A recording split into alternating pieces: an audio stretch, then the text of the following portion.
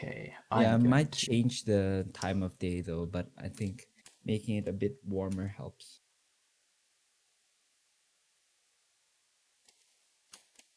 Let's have a look. Oh,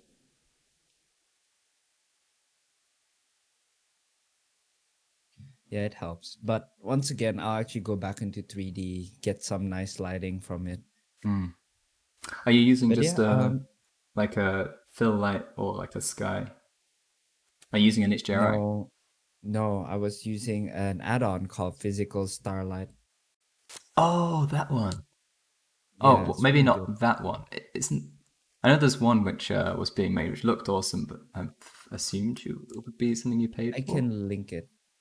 I can link it to in the Okay, chat. cool. Cool, cool. Because it's just like select time of day, and then you get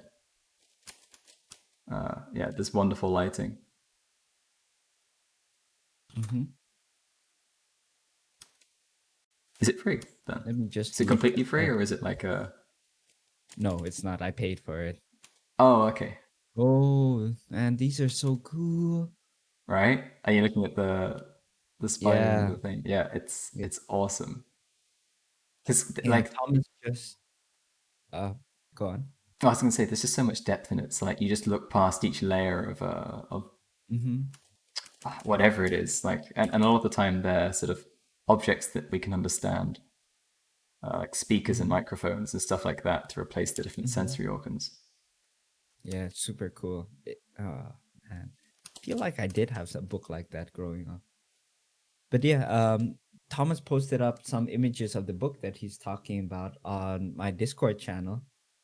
So if you guys want to have a look at it, you can find the link to Discord channel or server down in the description box below. Yeah. Go to the inspiration. Yes, it's under the inspiration thread. And I also do regular paint overs over there too. So if you guys are interested in that, be sure to hop on. And I also do some exclusive um, Discord member only events over there, such as demos and talks, inviting different guests to discuss different topics about art. And of course, to be part of an awesome community.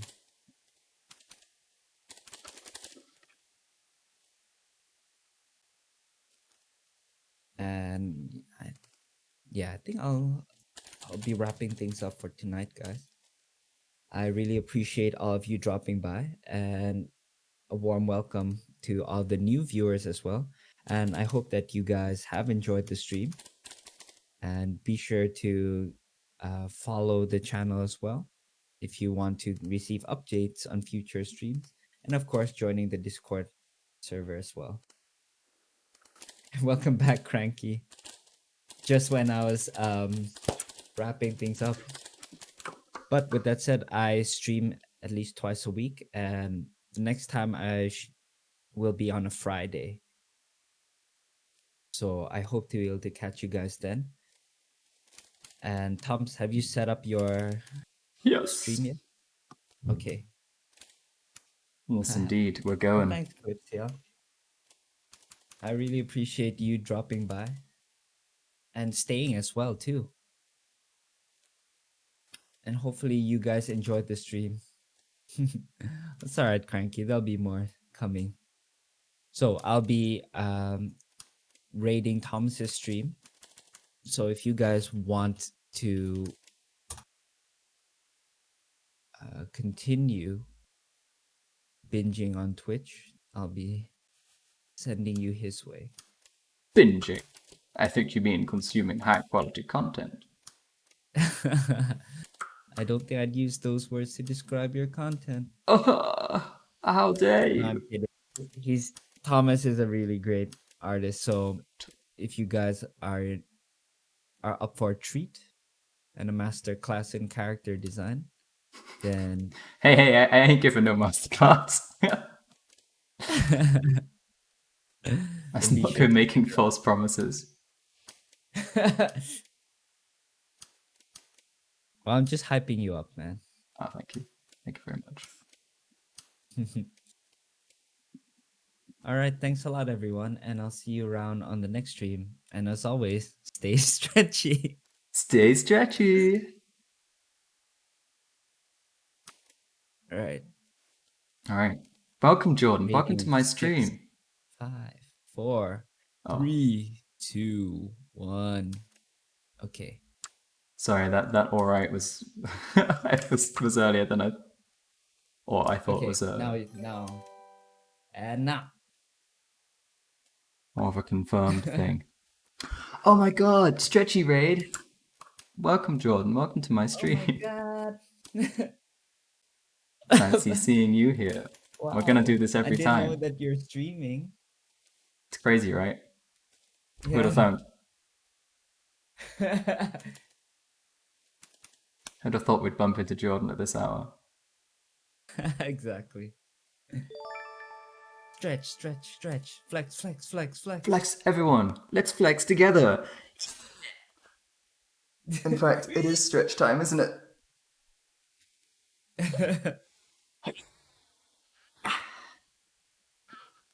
I don't know if you've seen it yet, Jordan, but I have I'll have progressed to with this jump boy. on.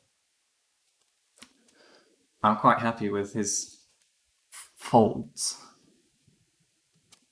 I was working a lot on his folds. I see. Oh yes, his sulci and gyro, but also his cloth Oh, his oh. cloth You folds. know, I actually get goosebumps looking at it. Oh yeah, that's Like, what I want. Visceral know. reaction. Very nice. I want to scrape his sulci. I bet there's like lots of sulci jam. Like I just want to run my fingers through it like a maze, you know. Yeah, exactly. You put your finger in and just let it guide its way around. Yeah, sulci scraping and stuff. That was originally when we were listening to Tipper, wasn't it? I think so. Don't Some forget to read your chat, Tom. particularly cerebral music. Yeah. Wow, how unexpected was this? Crazy. Crazy. Someone's emoted out a giant octopus. It's real cute. Thank you, Artie Tiger. He's so friendly. 80s aerobic music while stretching aggressively. Let's listen to the that like 10-hour loop of Pikachu dancing.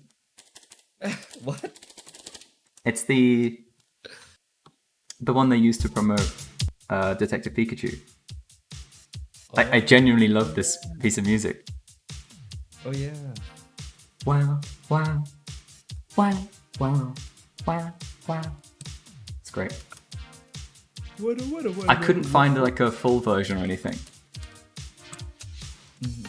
I should have another look. But I fear it was just made specifically for this purpose and that they never bothered making any more of the track. And so I'm doomed to have to listen to it on this short loop forever. It doesn't even loop seamlessly.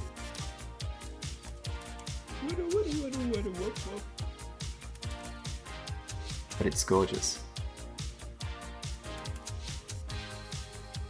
Wow, wow, wow. Too bad the movies suck. I think I remember you discussing it with Dennis and people. And I was like, well, I haven't seen it yet, and it's probably not going to happen too soon, so go ahead and describe it to me.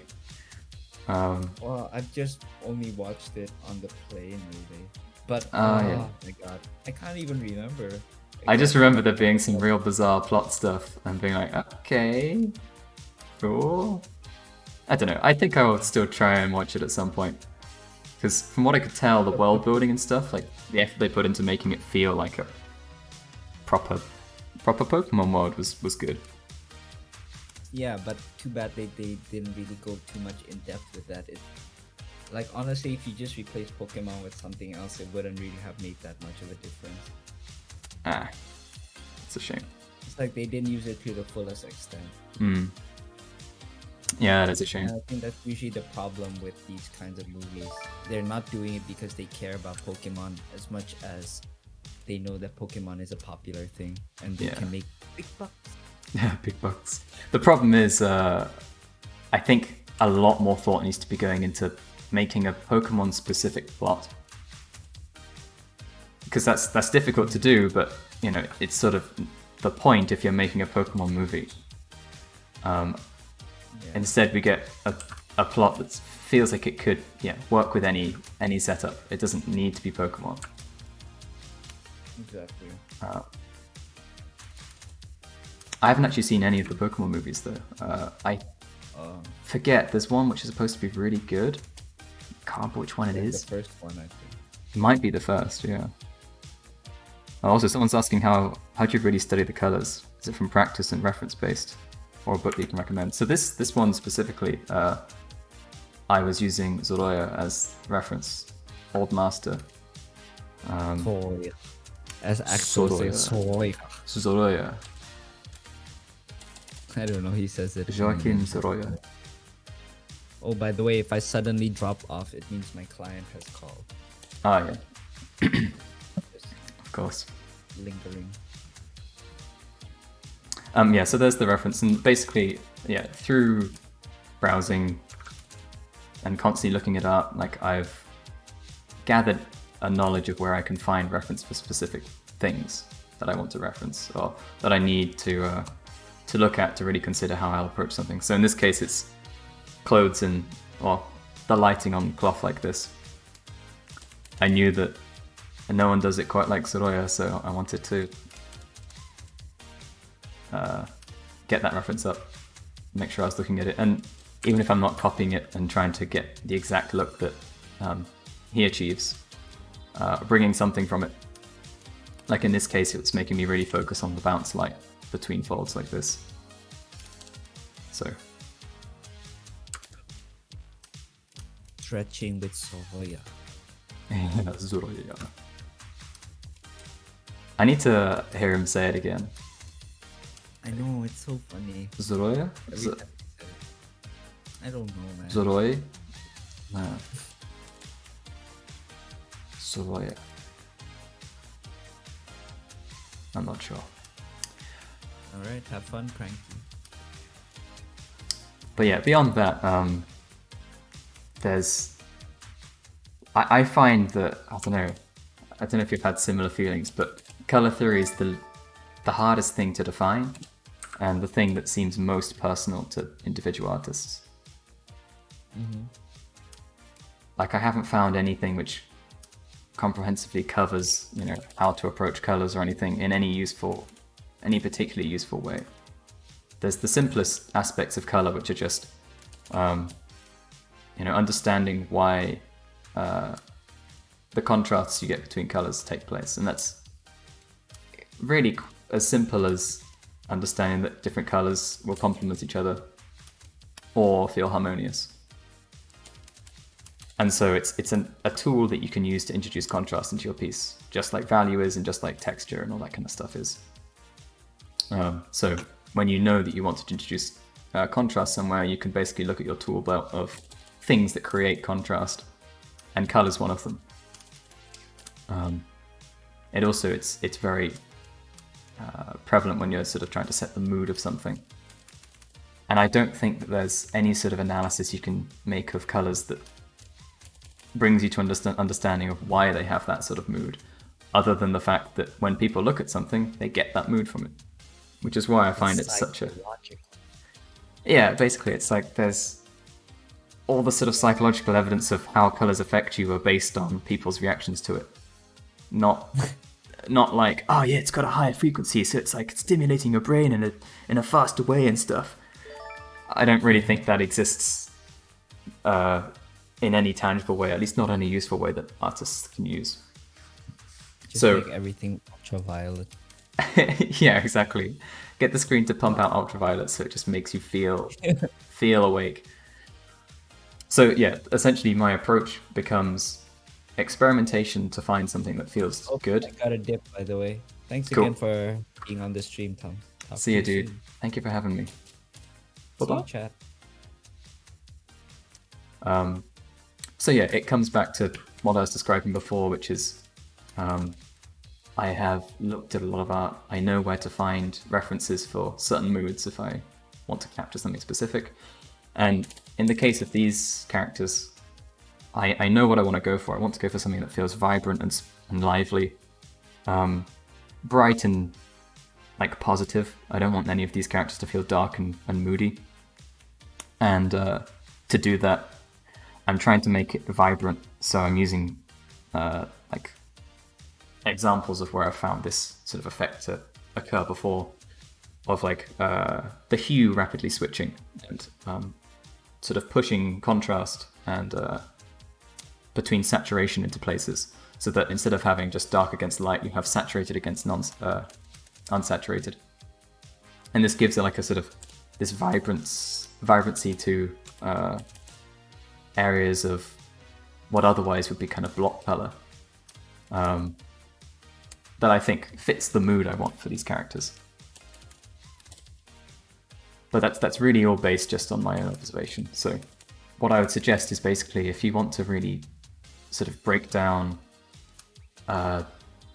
your use of colors, then I would basically find images that you can really that you really enjoy the mood or the effect of, and start like categorizing them, putting them into folders or into a giant PureF board or something. Make it so that you can easily come back to it, and also that you can kind of sort images and start seeing the commonalities between them. And that way you can start to learn what artists do to achieve certain effects, and then how you might be able to like use what you learn from there in your own piece.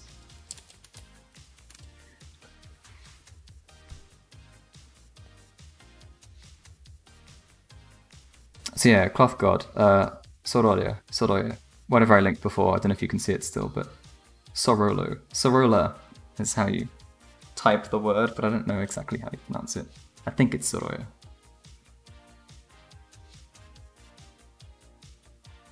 I have not gone to the exhibition at the National Gallery, unfortunately. Which is a shame. If you ever decide I want to play lead... Oh, I see, it's for Callie, not me. I'm not going to be playing lead. Color 3 is simple, mate. Color is light, so you can do whatever you want. Easy peasy, pretty much. Do you paint over your lines? Yes. Does the blue light of the monitor inhibit production of melatonin? Huh. Well, that sounds inconvenient. How to paint linelessly? Well, I mean, I started off with lines here, and essentially to remove lines, you just need to focus on boundaries between one color and the next. That's what a line represents. So, you know, when you draw a human face and you give them an outline, human faces don't actually have an outline, of course. What you're denoting with the line is the contrast between the color of their face and the color of the background behind them.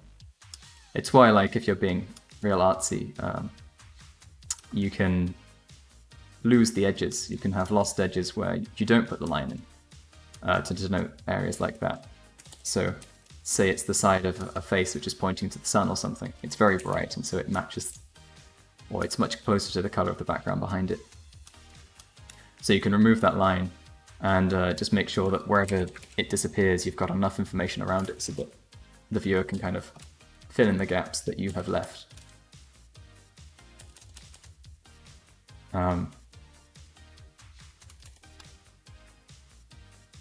So to paint linelessly is to basically just remove lines.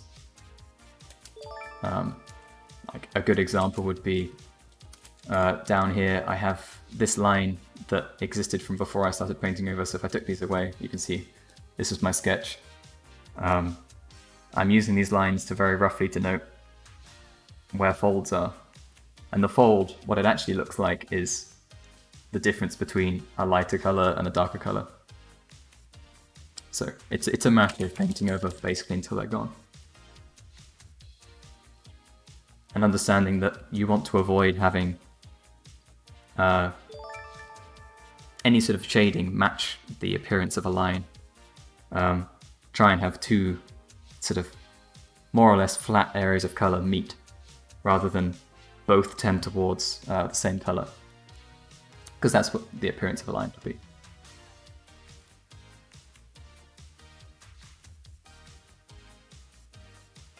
Apparently the solution is to grab a handful of pistachios, because that's basically like taking a sleeping tablet.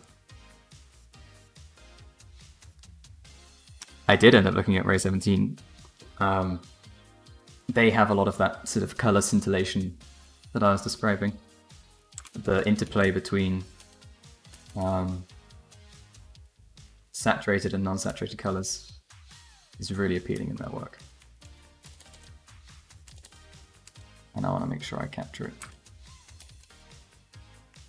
Steal some of it. Make it my own.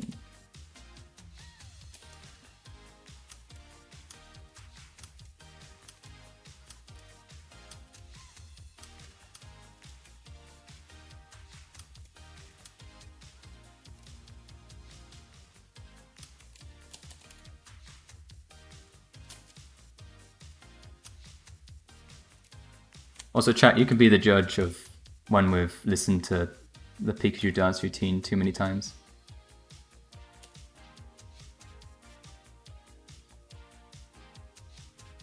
I don't know how audible it is for you.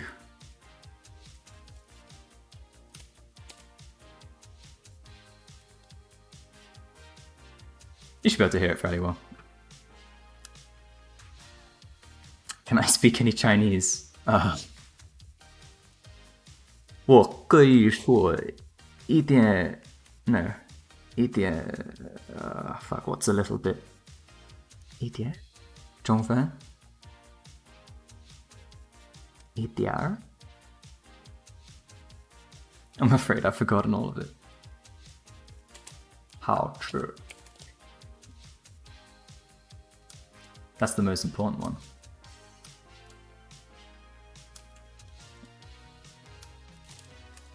That's how you please people. You just make sure they know that you've really enjoyed the food you gave. They gave them.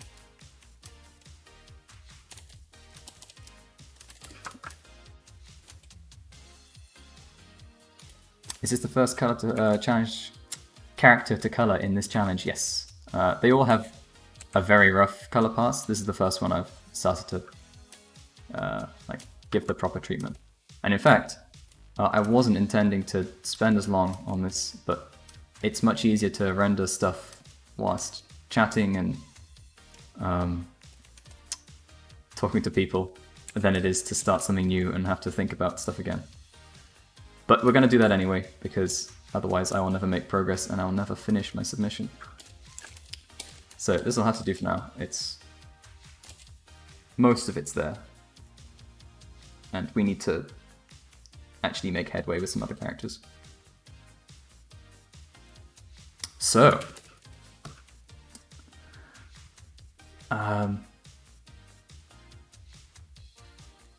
as far as painting over lines goes, I currently have my line work on this layer. What I've already done is, because I've selected the silhouette roughly, I have deleted the line work just from the outside, because that's like the first place that you know you can get rid of lines. The line communicates the difference between two values, so I can already just straight up get rid of the one that denotes the outside of a shape, because I now have internal colors, they're different from the background, the silhouette's there, I don't need those lines. So what I did, I just selected the negative space and just made a mask which got rid of them. I've kept the inside lines because I needed those to color properly, and I'm going to continue using them to actually paint the character up, because they show where all of the internal details are.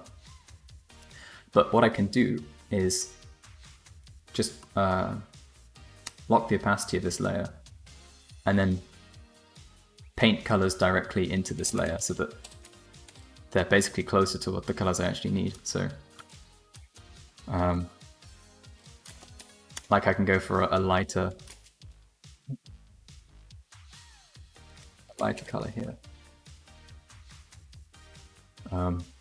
Because a lot of the time in areas which basically are just ambient occlusion shadows, you can then choose the color of your ambient light and apply that to your line. So in this case, I'm going to make my line ever so slightly blue, like a dark blue, because that's closer to the color I'll probably want there.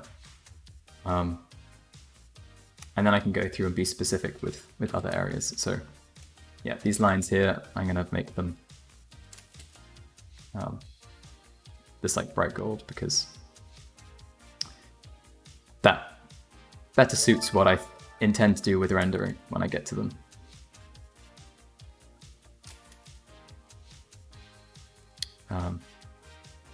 And essentially removing the feeling of line work is often quite important for me, because seeing lines flattens the image a lot.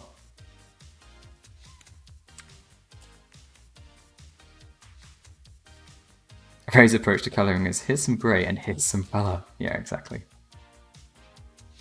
Snowy Punk, thank you very much. I didn't see that before.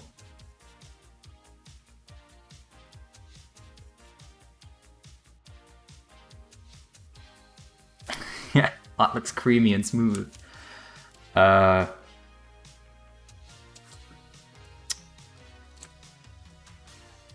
would I say it looks creamy?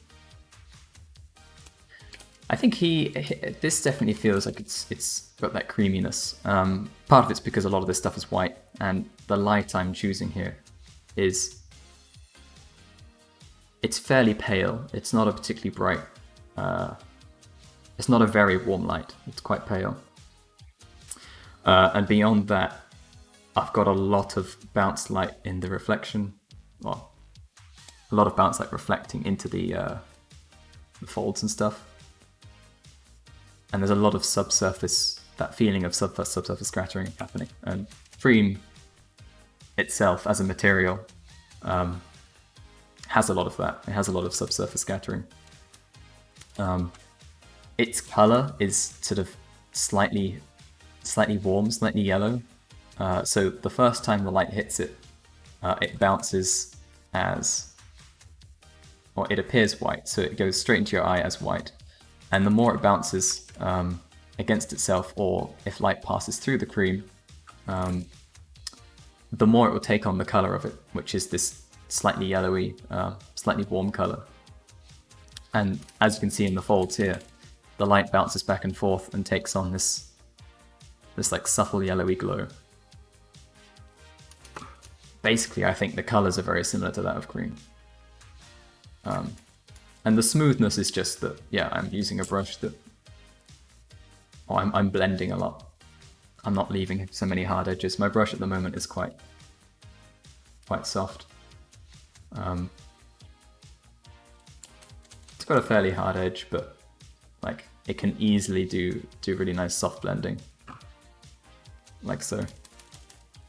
The other thing that I think gives you that sort of potentially creamy feel is that I'm avoiding using color dodge and stuff like that, because that can be very harsh with how it treats the light. Instead, I'm going for like a softer mode to blend the lighting onto it. I'm not using I'm not using a blending mode. That sounds like I'm using a blending mode. I'm painting it and just letting it merge naturally. I think that makes a very big difference. It generally feels softer. And when I want a certain color to pop through, essentially to give the effect you might want from using color dodge, then I'm doing that with a specifically chosen color, and I can control exactly where that color sits, so it doesn't overwhelm whatever I'm painting.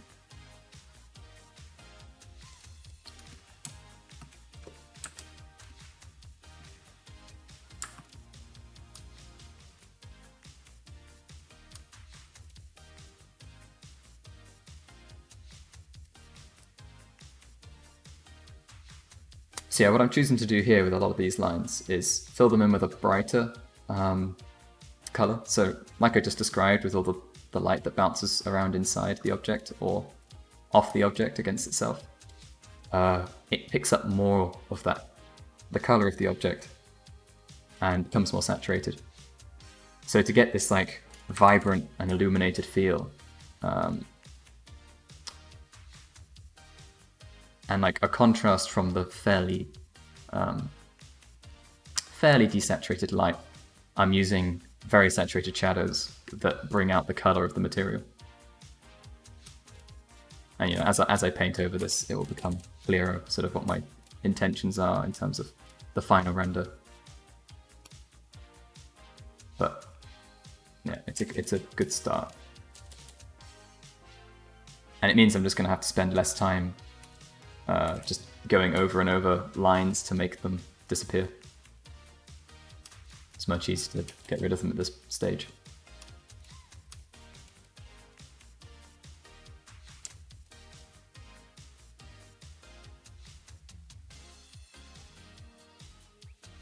Franklin Booth would disagree on your take on line flattening an image. But the thing is, Franklin Booth is using line to the extent that it's becoming a texture within an area that I would otherwise deem as like a single value. You start perceiving areas of his rendering as a single value, as if it was a paintbrush that just had many divided bristles. So yes, but no. I get where you're coming from, but it's like any sort of line work that becomes dense enough just starts to push into the realm of being a structure based on values rather than outlines.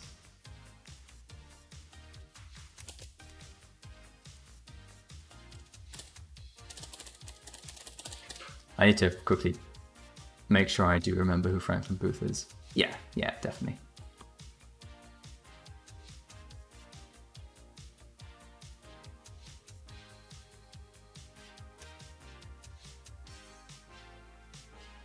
He definitely still does do like outlining, I guess, but yeah, it's so fine, and then the volume, the depth comes in the volume that he gives his work.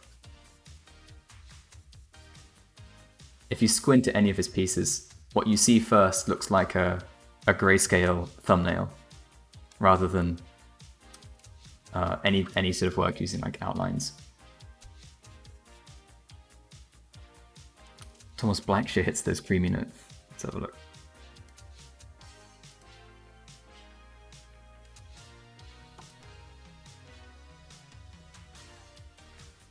Oh yeah. Damn! That's really nice. I'm chucking that in my reference board.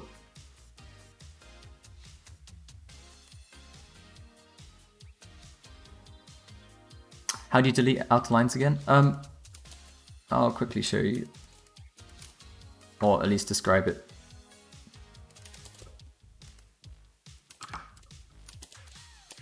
So I'll duplicate this layer.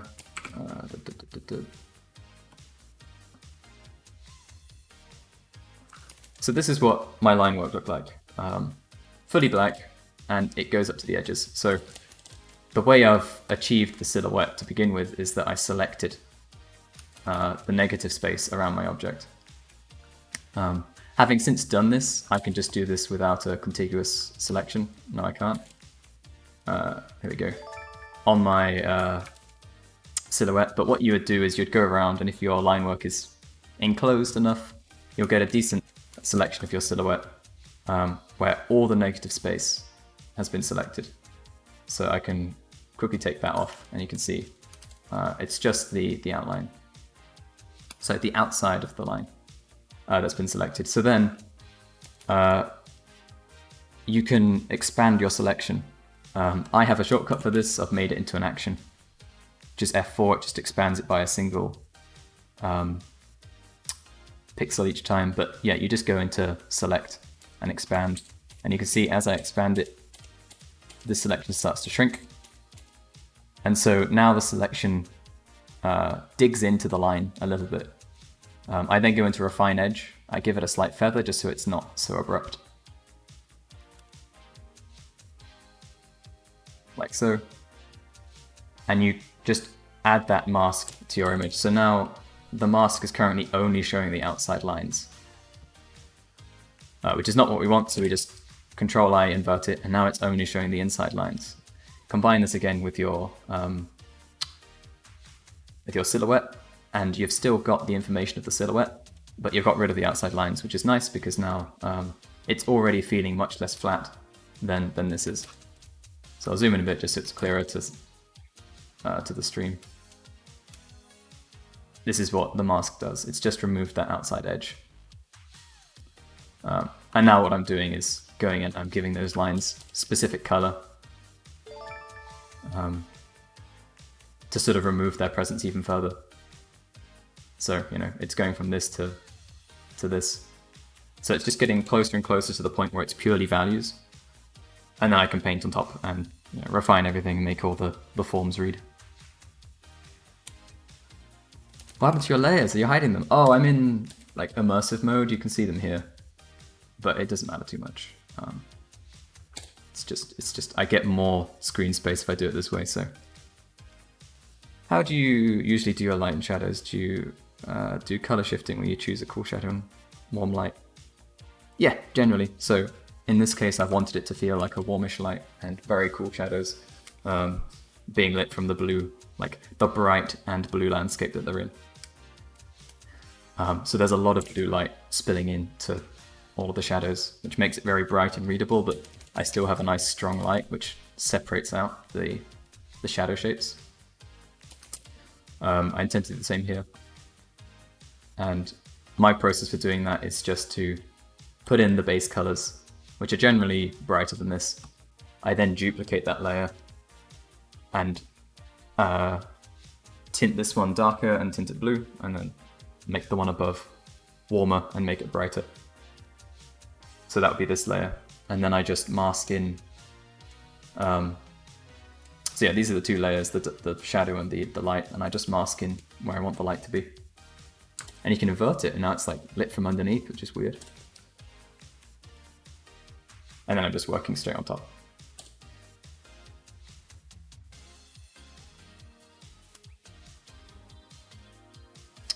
So where was I? I was painting over this. Whoop.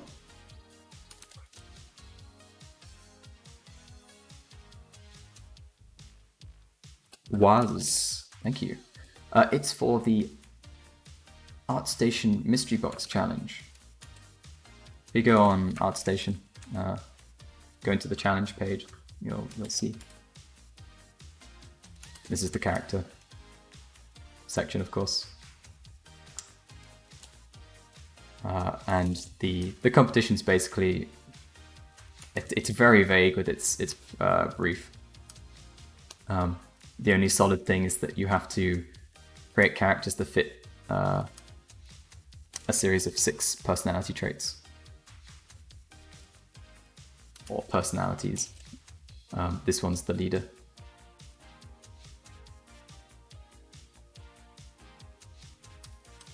I don't know whether I'm sort of really following the personality thing versus the role in this case, but he's serious.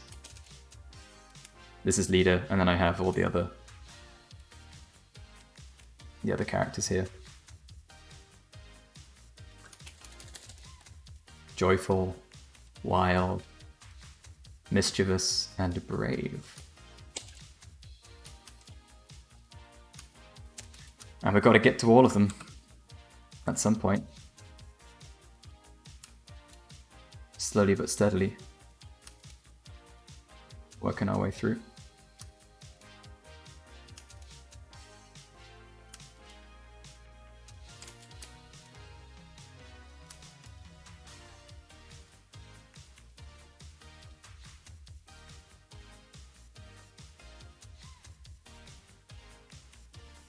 So when I started the project, I basically put all of the information that the project gave me into, or that the brief gave me, into a document. So that read as something like mystery box, world of creativity and imagination and stuff like that. And then I listed out the specific characters that they wanted designed. So Leader, brave, mischievous, joyful, serious, and wild. And I could start associating things that I wanted, that I thought would sort of work for each of those characters.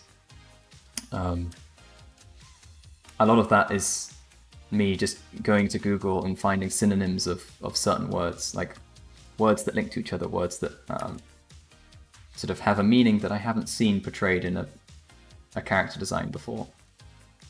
This time I settled on a series of words and idioms that basically describe methods of thought or types of intelligence.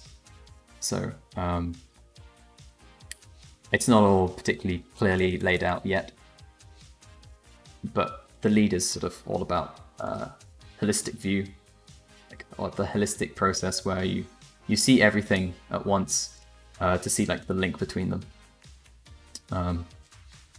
And being the leader, they're sort of in charge of planning for the group, so there's going to be a big emphasis on architecture and blueprints and things like that. Hence, they literally leave blue footprints behind them. So there's a bunch of ideas that I sort of found just through like literal word exploration. I found all the words I wanted. I put them together. I sorted them basically into each of the characters. And that's the point where I could start thinking about how I wanted to present those visually. So a lot of them are like visual puns. This boy, he was based on the idea of a brainstorm. I'm going to continue adding to sort of try and complete that sort of look. But that was my original thought for him. Like I may sort of make this look more cloud-like by having some sort of like spikes like falling down like this. I'm not sure, it might clutter the design too much, but something which like implies the storm part of brainstorm. But in the end, it doesn't matter too much how I came to the idea or not. Ultimately, I like the look of this character, and that's sort of what's important. He's different to anything I've seen before. I hope. And in a character design challenge, I think that's probably the most important thing, is trying to push the boundaries and show the judges things that they haven't seen. So yeah, I collected all my ideas, put them into like big lists in a table. I can quickly drop in what that roughly looked like. Like, this was a sheet where I was just associating ideas. This is the original brief. Oh, and it's not the original brief, that's some stuff that I posted in the challenge. But I just like started to list out ideas, list out words and things that are associated with it. Sometimes drop in reference I want to use. Started looking at what their individual boxes could be like, all this kind of stuff. And that's how I started it. So that's how I kind of come up with the ideas for this sort of thing. And then I will constantly add to it as I go. Like, there are things which can only sort of appear once I start thinking about color design.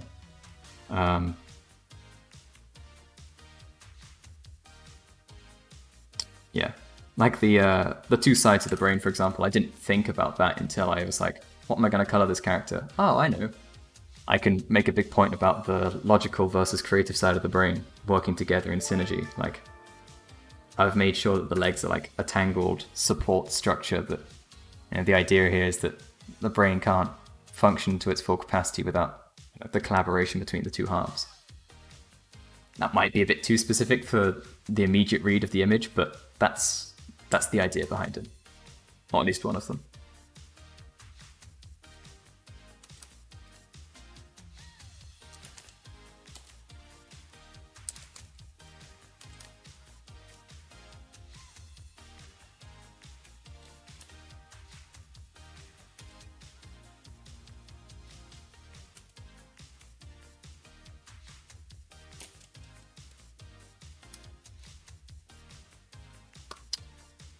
Alright, so I'm approaching the point where I can start to just paint straight on top of these lines, I think.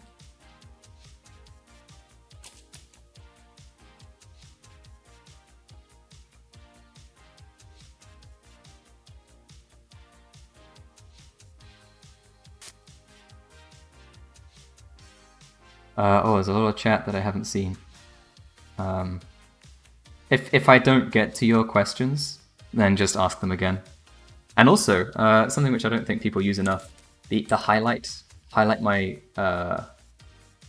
comment thing is actually really useful. From what I've gathered, the highlight comment points build up rapidly enough that people can use it pretty much whenever. I may be totally wrong, but it would help. It would help me a lot if questions were highlighted. You don't need to. I'll do my best regardless, but if I haven't seen your question, then please just post it again. Highlight it if you can. Because, yeah, I want to be productive as I do this.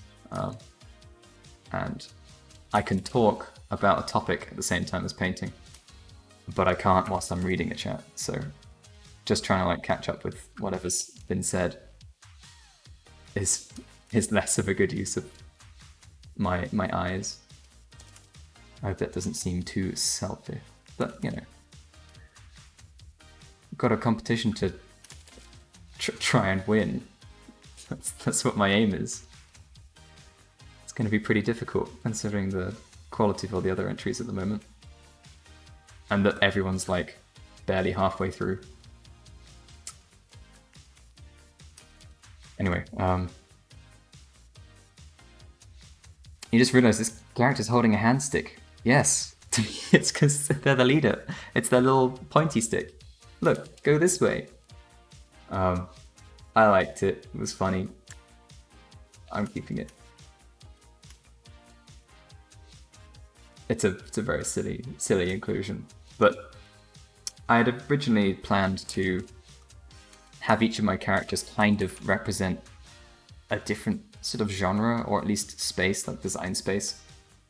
And this one would have been filling the sort of surreal side.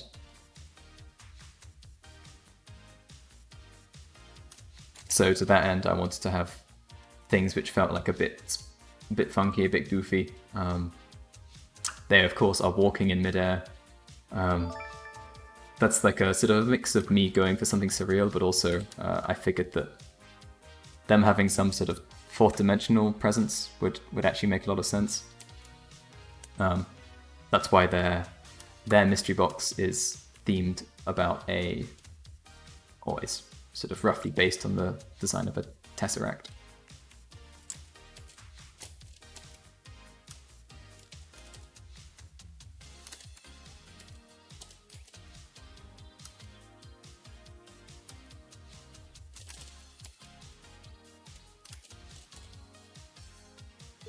So it's an arm holding a hand.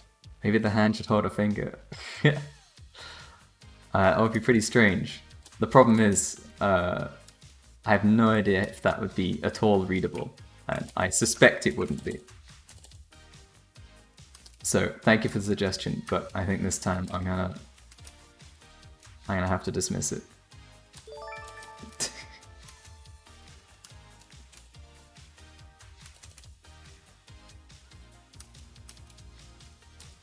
A reminder again that the chat chooses when Pikachu stops dancing. Not me. I'm actually cool with it. I think it's okay at the moment. It hasn't got to me yet. I'm enjoying it still. But I don't want to put people off that have actually been here for like half an hour. Because it's been playing for half an hour, if not more.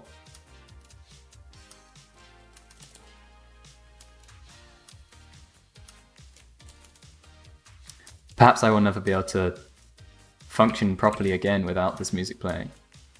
If I train myself to work with it here, what's going to happen if I take it away? Maybe it'll have to like constantly play as I go to sleep.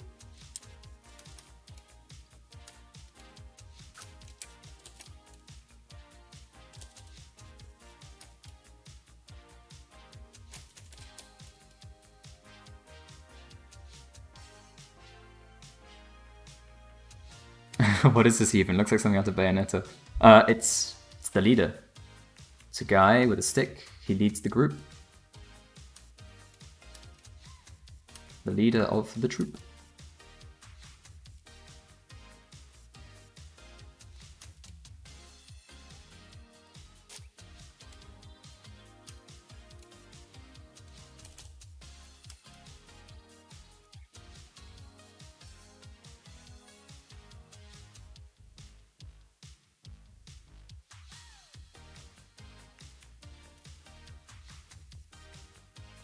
Have I thought about GGAC? So, last year when the GGAC was happening, it was the lost city of... can't remember, unfortunately. I wanted to join that, but I then moved jobs, so I was moving house, and I was very busy. I didn't have time whatsoever. I thought it would have been fun. I don't know when the next one's happening. If one's starting up now, then I'm surprised. I figured it was a yearly thing. But I've only known it's happening once. Sort of at the time when I could have joined it. And yeah, unfortunately I was busy at that point, so I haven't, as of yet, ever participated. But I think I'd like to.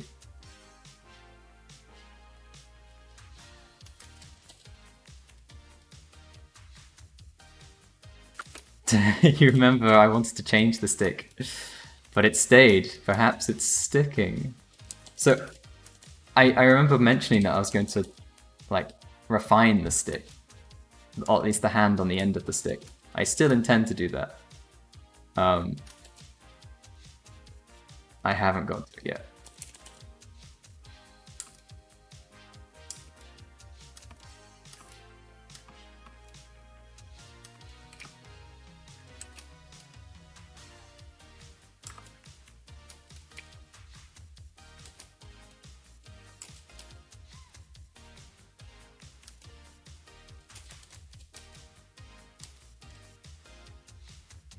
Just noticed the footsteps. Yeah, the footsteps are pretty cool, and I'm hoping that with like enough text sort of pointing out some of the visual puns, that maybe it'll actually read as what they are to some people. But the idea is that they are blueprints. Footprints that are quite literally blue, left by the architect.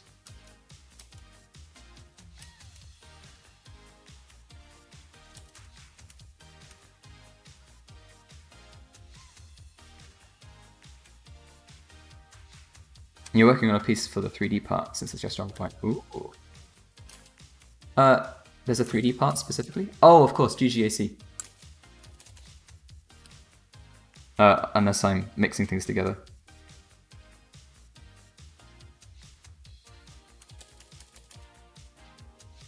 Because I don't think there's a specific 3D part to the ArtStation challenge this time.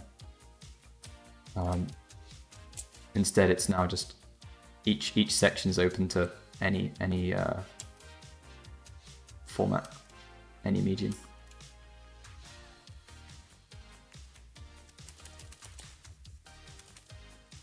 Let's add some of that sexy green that you get in areas like this.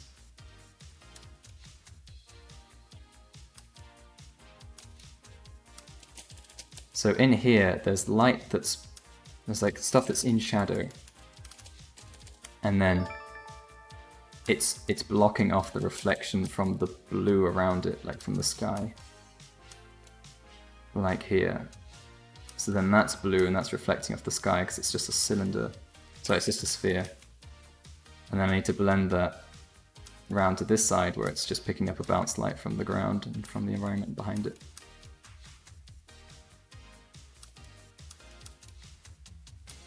And then this bit pops back into the actual sunlight. But all of this stuff is going to be shunted into shade from the other finger.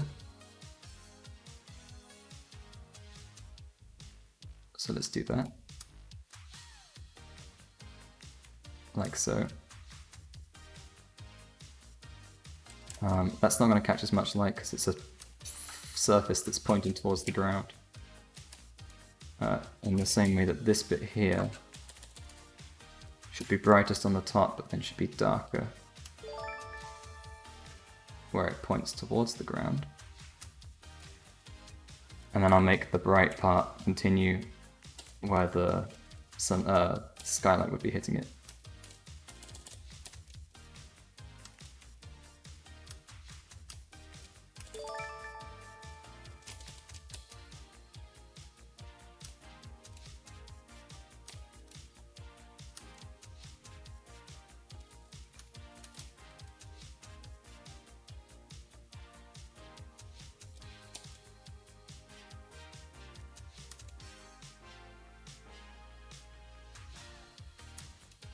So I haven't decided exactly what this shape is. Maybe I should have done that.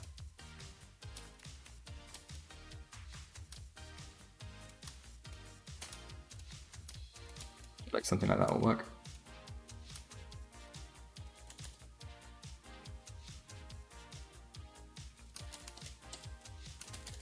Nah, it's too small.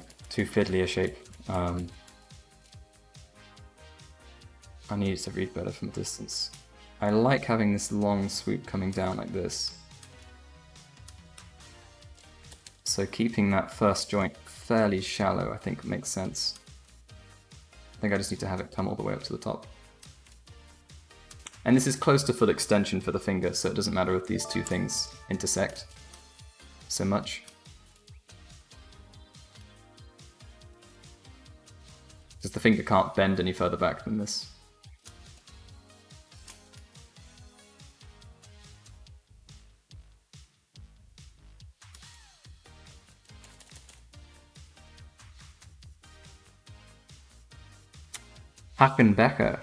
Baker. Do I take commissions? I do not at the moment, no.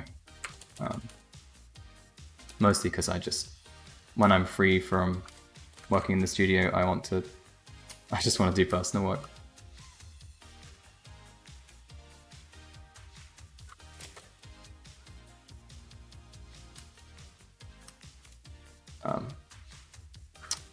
I haven't ever really considered like doing something like opening commissions. And that's mostly because if I were to start doing freelance work, which is something I would like to at some point, basically stable jobs, like larger jobs with larger clients, it's more stable work. It generally pays a lot more. And sometimes it can literally just be that it has the potential to pay a larger sum. Not that it's necessarily better per hour, but the total amount of money you can earn from it, no matter how long you spend on it, is larger, which matters to some extent when you're freelancing, because you can potentially get paid an incredible amount per hour doing a single project for someone, but if it's just a single image, then that doesn't help you feed yourself for the entire year, because in terms of amount of money, it just isn't significant. So yeah, I imagine even when I'm doing freelance, I'm very much going to be focusing on work from larger clients, if I can find that sort of work, which is of course what I'd be aiming to do. And perhaps like there could be a small sort of time I could dedicate towards doing some sort of commission work. I think it'd be interesting too, because the nice thing about that is that people are coming to you specifically for something in your style. If it's not that, then I don't know what it is. I don't know why you would be commissioning somebody specifically. But yeah, that's a long way away, I'm afraid.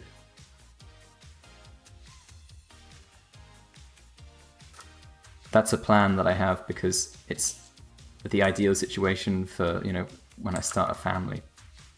That's a long way away, so, that's...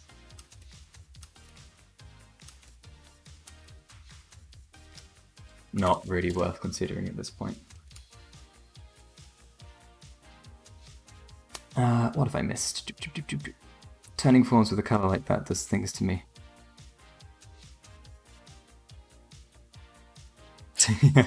What kind of things? Is there a good source to keep informed about art contests? I don't know, really. Like, I occasionally check DeviantArt, I occasionally check I more frequently check ArtStation just by going on it. They tend to like post about it across the site, so you can. It's hard to miss. For ones beyond that, most of the time it's like just a collaborative. Friends will probably come across them and then link them. Sometimes it's that they are actually being posted about on ArtStation. Like I've seen quite a few recently. There's the Procreate one, which is happening at the moment. There's one specifically for students, I think, that actually seems really cool. I can't remember what it was called, but the prize is like I think a 2-year course, like at the art school that's organizing it. Which seems pretty cool. They have a bunch of interesting judges and stuff. Like I think Finney McManus is one of the judges. I can't remember the other ones. So I don't know what the school is or who teaches there, but it seems pretty good. Of course, I'm not looking to do 2 years of education at the moment, so it's not for me. But that's worth seeking out if you can find it.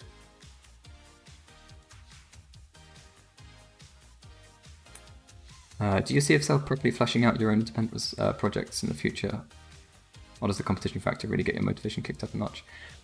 It does, but I mean, something that this competition has really done is push me to go a step further with these than I have done on previous work. And at the moment, that really seems to be making a difference. Like, I have sort of been amazed at the comments I'm getting on this work when I submit it to the challenge page. Because, yeah, people are like sort of going overboard with their comments and stuff about like how just crazy or different or whatever it is. Like this feels very personal to me because the challenge is so open in its brief. So I made it what I wanted it to be, essentially. And yeah, it's resonating with the people that are seeing it. But I wouldn't be doing anything to this scale or degree, I don't think, if it wasn't for the challenge. So it's very nice that it's pushed me to do it.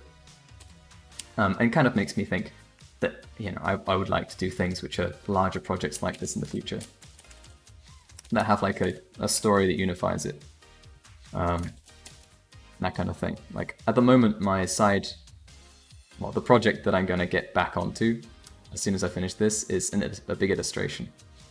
And it's like pretty much a standalone illustration. Like I suppose there's an argument I could make that all of the illustrations I've done like share the same world or whatever. But there's nothing really that links them. So I think I would really like to do some larger sort of world building pieces, and especially since that would probably lead into me doing some more environments. And I like doing environments, I just haven't done them for a while. Like the next piece is going to have a lot more environment within it.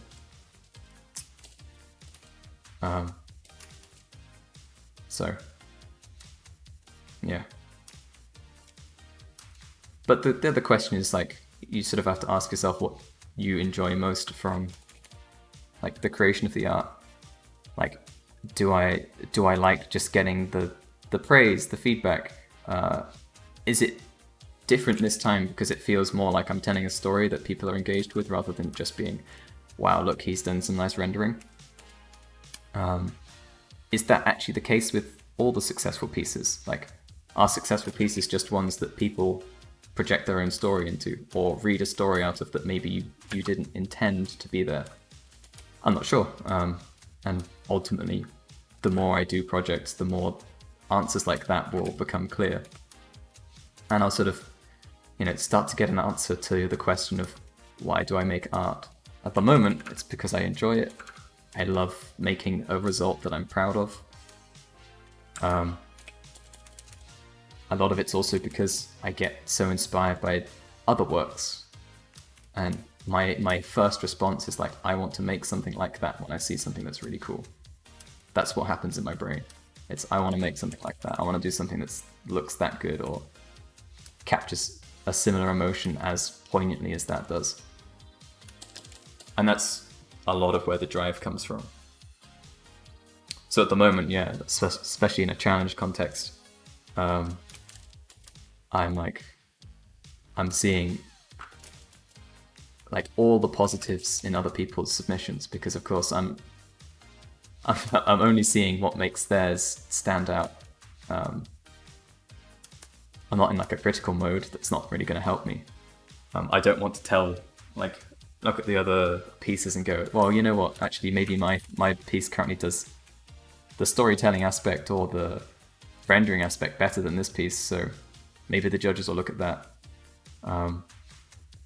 When it's competition mode, you have to do the opposite, which is identify everything that is really strong and that your work is currently missing, and try and get as much of that, like bring that into your work. Like the most recent one was just that someone had posted their character lineup and it just felt so dynamic, and the relative sizes of all the characters felt really clear, and like the big ones felt really imposing, the small ones felt like far more sort of quick and nimble in comparison. And I realized that my original lineup of characters, which was a landscape horizontal thing with everything kind of just squished in together, this just didn't look good, or at least it didn't look good enough. The characters felt almost evenly sized, evenly spaced, and so I really wanted to just push that and make it far more engaging, which is why I went for a total restructuring of how the lineup will look. And there's been quite a few of these sort of taking a second look at the work I've already done and going, this isn't enough yet. And it's all because of the other entries or just other artworks that are being posted on ArtStation all the time. Sort of just pushing me to try and take my entry to the next level.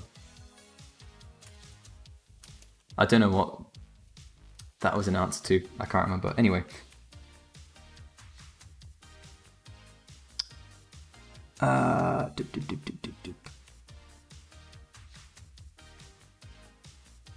Do you have a rough idea of materials and lighting? How much comes on organically? So when I'm doing the sketch, yes, I kind of had an idea that I wanted this to look like kind of somewhat magical ancient metal. And now I'm combining materials that speak that kind of, that say that sort of a vibe to me. I'm combining them to try and achieve, a material that I sort of haven't seen before, that feels a bit different. Contains this like slight magical feel with the way it refracts light. So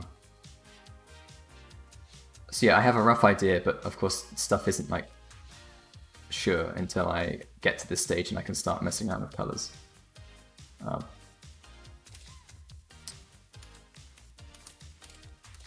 But yeah, a lot of the time I have that stuff in mind when I'm doing the sketch, and it's very useful too, because then I can get a sense of what's going to stand out. Like when I look at the image, what's going to pop out to me immediately and what's going to sort of fall into the background. Like in this case, without this stuff, do I have just the line art? I don't just have the line art. Let's get just the line art. Like I'm already aware that despite this being a very big and open shape and sort of, really it's a good thing that it lacks in detail, because it gives you areas of rest in the image. But I know that I'm going to put some like interesting textures and reflection sort of areas on this material, because I kind of have roughly a rough idea of what the material is going to be in mind. And yeah, stuff like this, the cloth here, like it feels a bit noisy and like dense, like constantly dense in shape. Like I don't think this is very appealing in terms of its distribution of shapes, but I know that when I render the fabric, I have a lot of control over where I put sort of each fold and each shadow, in the same way that I've done that here. And like, if you blow your eyes, this whole chunk really becomes a single piece. This chunk here. Compared to the line art, that's not very apparent, because in the line art, of course, I've actually painted over it here to some extent, but it's quite noisy with its detailing. But I know that's not going to be a problem, because come rendering, that's going to go away. I know how I'm going to treat that material, so I don't need to worry about it when I'm sketching. Or it will affect how I sketch that area out. I can basically start to put in specific folds without worrying that it's going to be too dense with detail or too much contrast.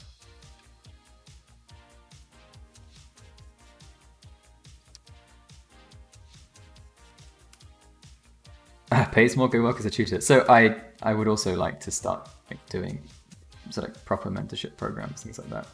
I think I enjoy that a lot. I mean, time will tell basically on that front, but that would be a thing I'd like to go into. It's just not something I'm not going to do that whilst trying to do as much personal work as I do, and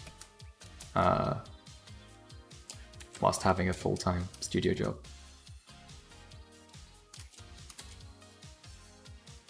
Why can I not paint? Oh, I've put it on darken mode, that's why. Hey, you're gonna make a video on YouTube about drawing Linus Lee because it's a big topic. Yeah, sure, maybe. I don't plan to yet, and I don't plan to make a bunch of YouTube videos just yet. I'd like to, but it's very much on the back burner, certainly whilst there's projects like this at hand. At hand? Hey, get it? You're far too humble, then again, it's hard to have a good sense of perspective on yourself. Yes. No?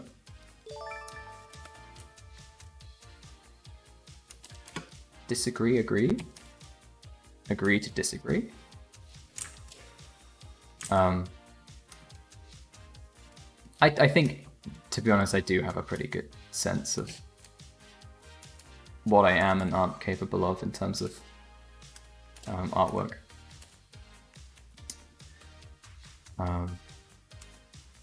Yeah, I don't know what else to say about it really. But you know, that's, even if you are incredibly confident in yourself, or you can be incredibly confident internally and not constantly sort of bring it up. You can be tactful with the way you describe things. A lot of my favorite artists in interviews and stuff are very good at doing that, and I personally admire it. So I'd say I definitely aim to do a similar thing. I think a piece is successful if you've learned something out of it, whether it be if you're specifically aiming for a certain look, or if you're just making something for fun and realize something new with it. Absolutely. Yeah. And I think so far this has been one of the biggest learning periods. One of the biggest like level ups I've had for a while.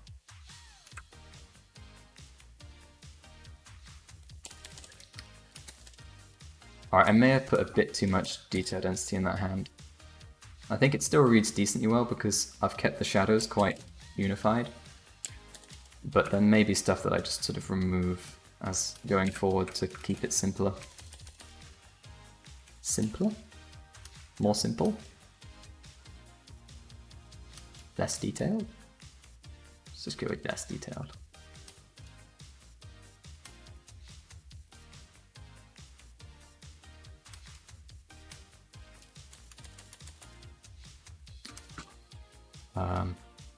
Tom, stop entering contests. You're making it so difficult for you to win. Also, this is looking sick. Thank you very much. My policy on the ArtStation challenges, at least with the character one, is that I'm not going to stop entering until I've got first place. Which could be a very long time, because from what I've seen, it's one of the most difficult, basically. A bunch of very, very talented people enter it. And I think some of my favorite work on ArtStation has come from the challenges. Especially seeing like the range of work that comes from it. When you have the same brief and you get so many like sort of equally innovative takes on it that all look fantastic and also were made in a month, most of the time alongside full-time work. It's just incredible. I've always really, really enjoyed browsing through the entries, and like a lot of the time I just go back through the old challenges and look at the work made for them, because I feel like there's design work gems in there that sort of get overlooked almost. At least in like the general sort of posting on ArtStation. Like the most popular of them typically get posted as a set, and then yeah, that will sort of pop up in trending and people will like it and stuff, but they typically don't have all the process associated with it. So the fact that the old threads stay up and you get to go through and see as people's artwork develops through that period, I think it's amazing to see. Like I can already tell that I will look back through the posts I made on this challenge and be like, I'm already doing it basically. I'm looking at the first iteration of each character and going, oh wow, they look so much better than that already. And you know, I've only just started to go into rough color. Like just the second iteration of drawing on them really pushed them a lot further than they were in their initial conception. So yeah, Yaina, thank you very much for subscribing. Do you check other people's submissions, or do you feel it can affect your own ideas? So in terms of ideas, yeah, they can't interrupt without me starting again, basically, because I can't just amethyst like a new sort of framework for my designs onto what I've already done.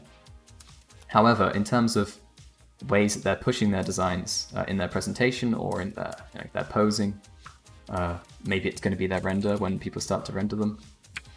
That stuff definitely influences me, and it's much less direct, like, I liked how they did it, I'm going to try and do it in the same way. It's more that they will capture, like, maybe a feeling in it that just is so much stronger than what I'm getting from my own. And then I'm like, I need to find a way to get a similar strength of emotion or feeling or whatever it is from my own work. My recent example, which a lot of you may have heard me talk about in previous streams, was a recent piece by Anna Mescanova, aka New Milky. She had posted a fantastic lineup of characters in her post named Folk, and something sort of struck a chord in me that was, I basically knew that my characters' poses were really lacking in comparison. And that's the main reason I went back and changed them all. Technically, she wasn't another entry, and that wasn't from another entry to the challenge, but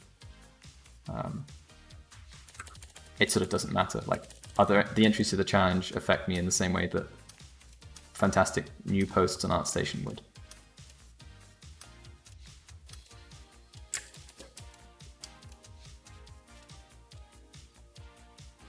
But yeah, at the beginning, I can see if you look through all the entries, and, you know, then formulate your idea, you may start to run the risk of like just molding together like aspects of all the entries you've seen, and then you end up with like a little Frankenstein of ideas, none of which really feel your own. And generally, when you don't come up with an idea yourself fully, or at least the core intent of the idea, it's very hard for you to do justice to it. Because, you know, if you do something like, for example, a really nice framework that I've seen is Mol Wang's entry. His is all based around a bunch of characters which are seeking out to kill, or to trap, kill, poach, whatever it is, the mystery box. The mystery box being like a big turtle-like creature. It's awesome. It's a really cool idea. It's a great way to frame the whole thing, and it gives a very clear story to it. If I did something similar, like I'd been browsing the entries and then started to make my own, and I was like, yeah, the mystery box is actually a creature, and these guys are gonna hunt it. Suddenly, there's so many ideas that are off limits because otherwise I'd be one for one stealing Mole's entry, that it's gonna become very tough for me to really be creative. Because like, you know, one of his characters is a medic. I'll be like, well, I can't really have a medic. That's a bit too close to his, isn't it? And then another character is like the all-seeing eye, so all that kind of eye imagery might be off the table. I think it's very tough if you're drawn too heavily from someone else's ideas. So certainly in the early stages, when you're just formulating the rough framework for your piece, I agree. I think it's good to try and arrive to that answer yourself. But afterwards, drawing elements from other people's designs into yours, absolutely go for it. Like, in the way they've presented it, in the motion that they've captured, maybe in the expressions that they've managed to get into their faces. Like, if you see something that's just really strong, try and achieve that level of finish with your own. One-upping and Chase's monsters like Atoma is a real rush. Having not worked alongside others, it frustrates me when I see artists stagnate and not having that level of drive, so it's great to see you so hungry and push yourself. Yeah, I mean, that's what I'm seeing with everyone else as well. Everyone else seems to be really hungry. It's interesting with the cloth, thanks. 1 day of mentorship, I'm signing up. Do you use reference for that heavy amount of folds? So sometimes yes, but I'm more concerned because I'm fairly happy with my understanding of the drapery and how that works. I'm more interested in the nuances of the light and how it hits those areas. So my reference for the folds are from other paintings, from old masters. Yeah. Pick 5 of your favorite artists. Who would they be? Oh god, I have to really think. Just 5 of my favorite artists, then Wei Feng. I do really enjoy Ranjia, but I feel like Wei Feng covers that side of art, so for now I won't say Ranjia. I'll go with Ahmed Al-Duri, Faraz Shanya. Really, really love his stuff. And what was I looking at today?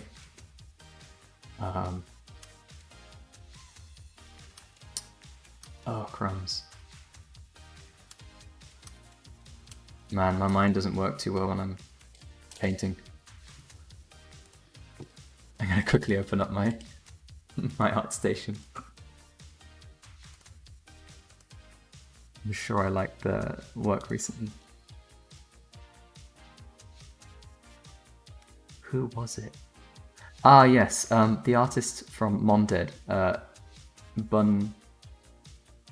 Bumsky on Twitter.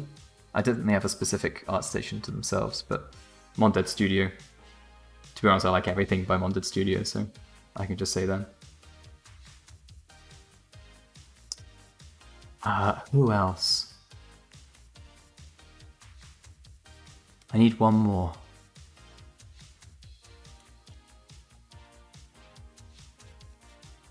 Let's go with Vanya Fedorov.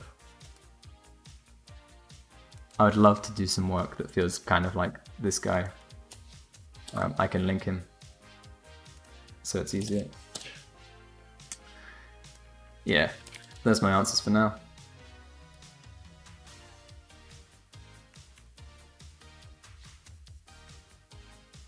So maybe some of the judges have good taste. Blessed with anonymity, I can say that from their art I'm not impressed. At least Wesper is there. I also looked through the judges, and I do love Wesley Burt.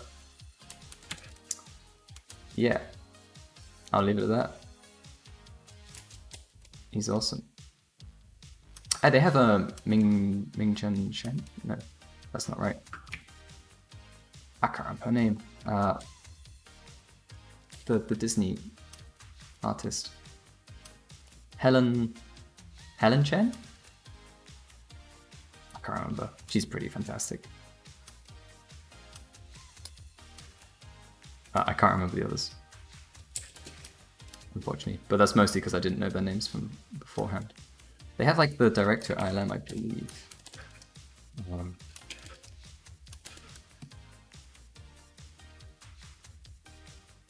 I can't remember too much, really.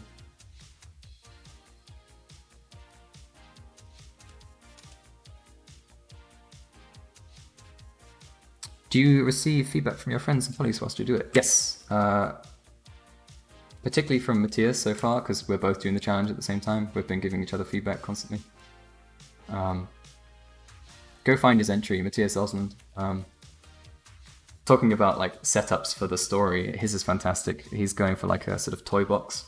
The mystery box is this giant toy box that is the entire world, essentially, that these characters exist in.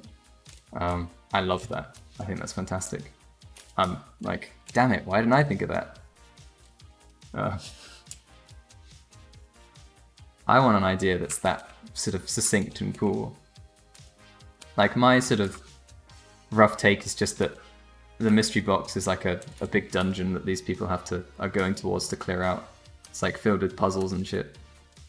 And this is the team that has the biggest brains collectively between them, and they're gonna solve this thing once and for all. Hopefully. That's what they're aiming to do. That's the wrong place to put the light. That light should go on the inside. There you go.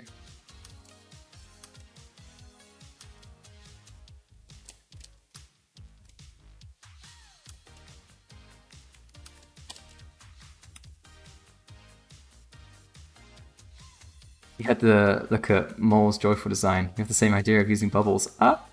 Oh, that's fine. That's the thing. There's always going to be overlap in that kind of thing, but it's not a problem.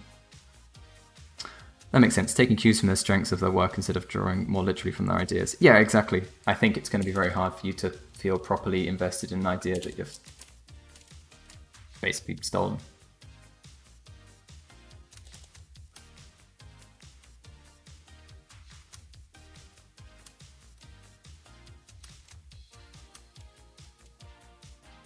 Bumsky is a beast. Yeah, exactly. You lost your drive, but you're still entering. Get your drive back. Look through some entries and be like, how can I include some of this awesomeness into your own? Don't go for the comparative route. Like, comparing what they've done to what you've done it's not the way to think about it. Like every entry has its strengths. There's a bunch that I like. I really like the layout of volumes, sort of like how the characters bounce off each other in some of them, which you may sort of describe as not having the technical skills in terms of anatomy and things like that, but there's still like an amazing feeling that you get from them. Unfortunately, I can't remember the specifics. I'll have to search through them all again, but I've done my best to like or comment on the posts that I want to see again, because unfortunately ArtStation doesn't like update you with the with ones that you've liked. You have to comment and engage with a post, and then you know when someone has also engaged with that post, but unfortunately it then doesn't tell you if they've posted something new as well. So I'm just going to be regularly going back through and looking at all the entries, or whatever entries pop up on my scroll. I can't look at all the entries. There's 2,000 of them. 2,000? 2,000 odd of them. What's the phrase? Is that right? It sounds wrong. 2,000 odd. Maybe you just don't normally put of them afterwards.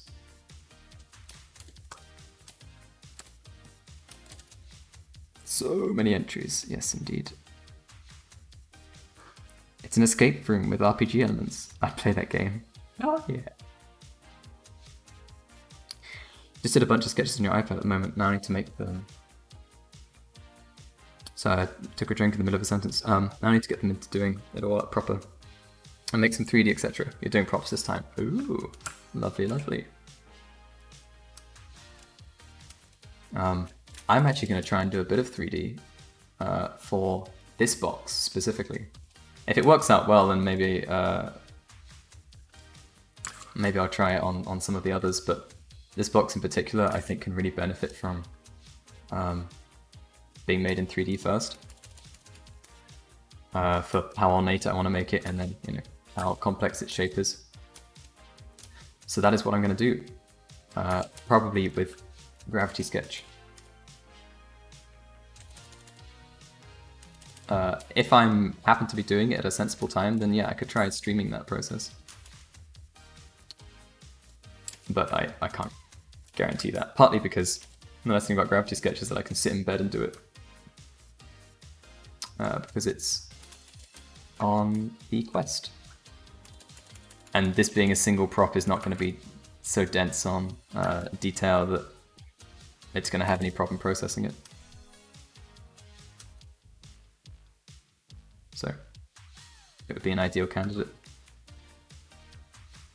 If you follow them, you get updates. Yeah, exactly. I'm just very, very selective with people that I follow. Basically. It's just me being an elitist bastard. Well, not necessarily elitist. What do I mean? Just a picky bastard. I suppose it just feels wrong to like follow someone during the challenge and then be like, yeah, cool, you finished the challenge, but I didn't deem the rest of your work to be good enough, so let's unfollow you. Essentially, the way I use ArtStation is as like a giant board of reference. Like I follow the people I want to look at again because I know they have work that I really need to like learn something from, study from. So all the time it's more of a way to remind me of the artwork that I really want to see again and learn something from. In the same way that my likes are, I think, a lot more selective than most. Like I have 1,600 maybe? I don't know. Is it even 1,000? How many likes do I have? Oh, not even 1,000. I've only liked 930 things, which I think compared to a lot of people is very minimal. But I'm just very selective. I want the likes to be something like special that I can guarantee when I look at them. There's something in each piece that I thought was really special and spoke to me when I saw it. So yeah.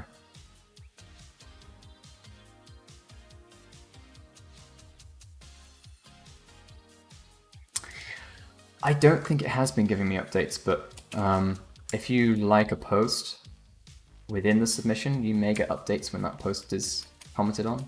Or I know certainly if you comment on a post, you get updates when that post is commented on. Easy box mode, slap a wireframe modifier on, you're done. Yeah, exactly.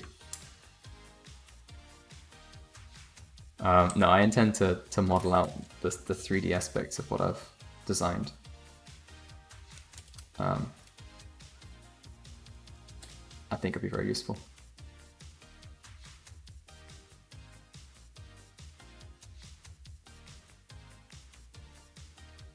Oh wait, Nekiro, am I not following you? Interesting. I must have slipped. Because I want to. Certainly the recent work is very much something I really want to look back at and learn from. Hence I was pestering you for your process in Discord. What are you on ArtStation? Is it just... How do I find it? Please please give me link.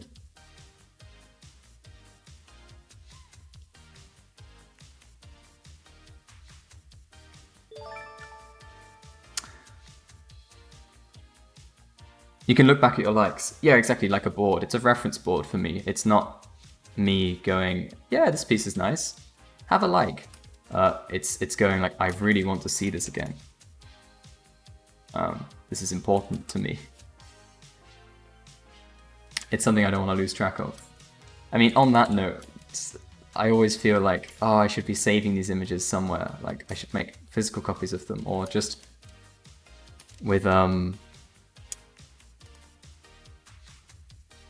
with reference in general that I see online. Like, I've started to make Pinterest boards. And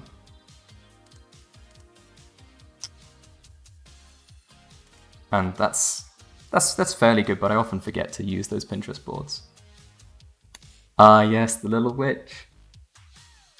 I think the problem is I see your art in the in Discord, and I appreciate it there, and I also know I can just find it there again. So I totally forgot that, of course, you probably did have an art station where you posted things. Still love Little Witch. It's fantastic.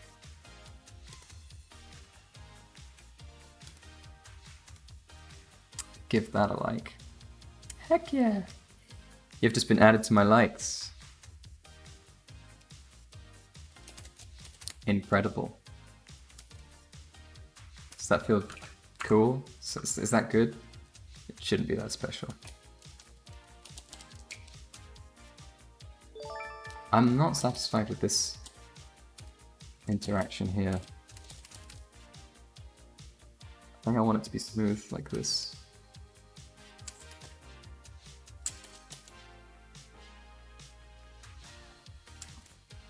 I don't know.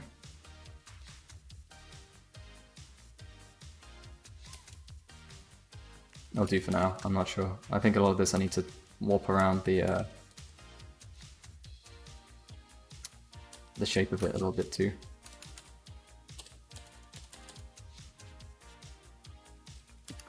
Yeah, thank you, Nikki, for the link.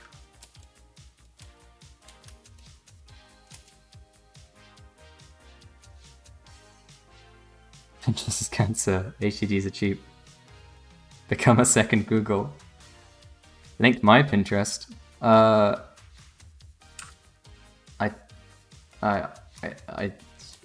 You can. I don't think I've made anything. What, can you like see my boards?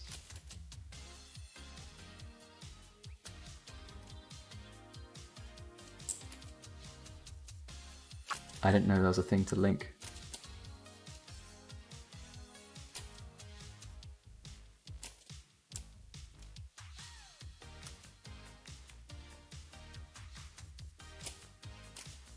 Hold on, let me have a look. I hate that Pinterest ruins image searching. Yeah, everything defaults to that as opposed to the actual source. It's a real shame, isn't it?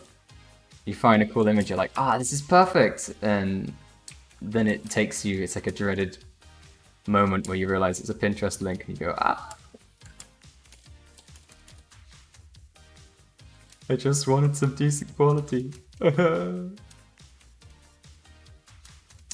But the flip side is that it is a very useful service, and a lot of the time I am very impressed with how it finds related imagery that I am genuinely interested in, and also that I haven't necessarily seen before. So, you know, it's good and bad.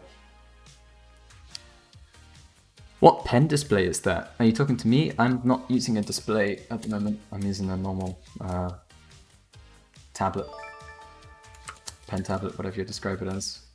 It's a Wacom Intuos Pro Medium. Pro. Yeah, dude. I'm a pro. I used to work on Intuos Pro. Because I'm a professional.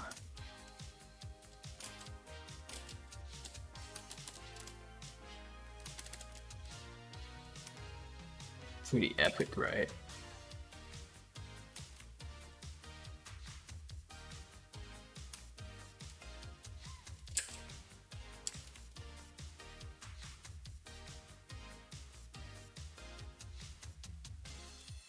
You're an old internet man, you like finding niche communities because you get more than just the image. Yeah.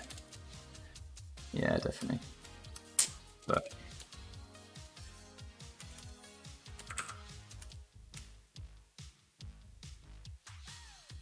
I guess Pinterest is just, you know, the perfect example of people wanting things faster and easier.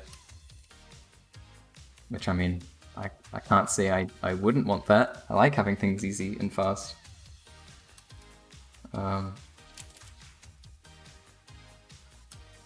It's only a good thing when it comes to productivity. for me at least. Finding a place that has a ton of really good or really interesting images will probably result in me not getting whatever I need to get done. So I'll just dive into it and never come out until the sun rises again. Which is problematic.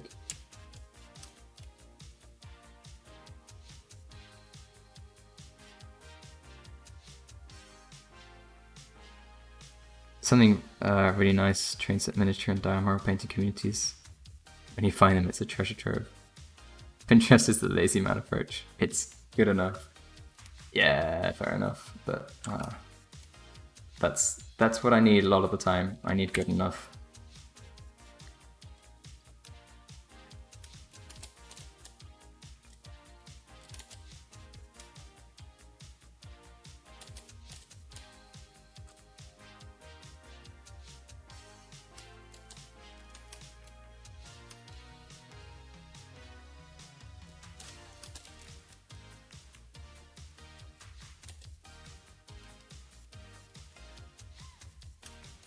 Okay, second thumb.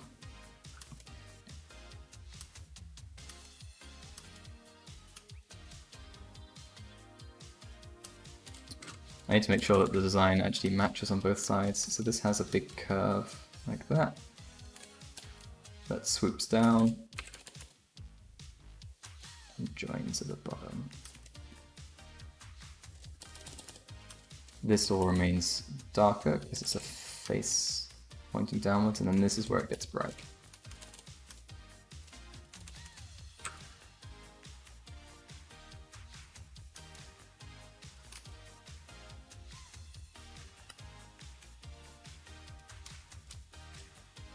And specifically, it's doing something a little different to how I have it here. It's doing that. Nice.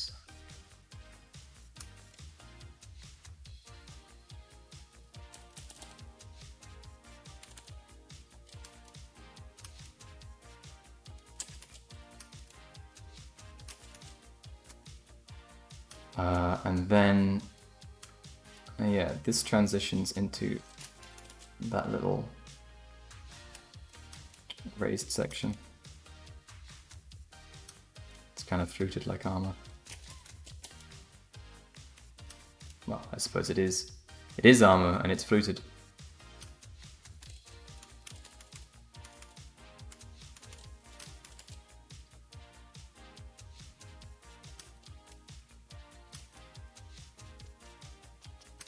Show that separation there.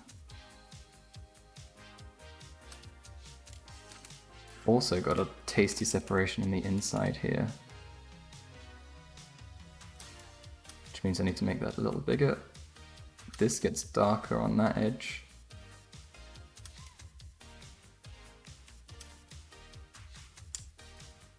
And brighter on the top, because it's another fluted section.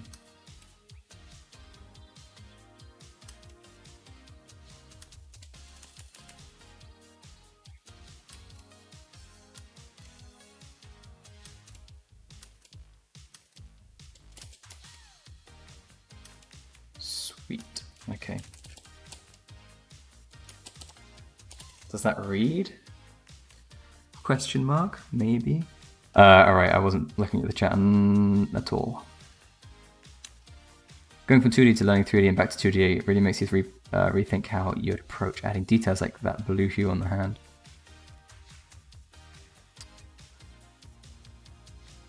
Ah, like in 3D. I wonder how useful applying filters that could be. You could take the fake AO quite well with the inner shadows. Yeah, it would be interesting, and like maybe just a lot of the time what I'm doing with colors here is almost like I'm just painting into areas of a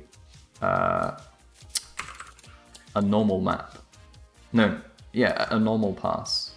Do I mean a map? I don't mean a map. So I mean a render which is just shows the normals. So a normal pass, because yeah, where you've got like this angle change, a lot of the time I want to show that it's pointing towards a different area of the environment and therefore is reflecting a different color. And what would be really nice, and what I do sometimes do, is then select specifically that area of color. So in this case, if I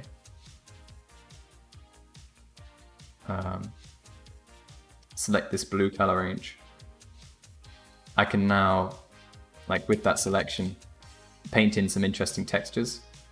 So maybe I just want to make it like a hell of a lot brighter. I can paint directly into there.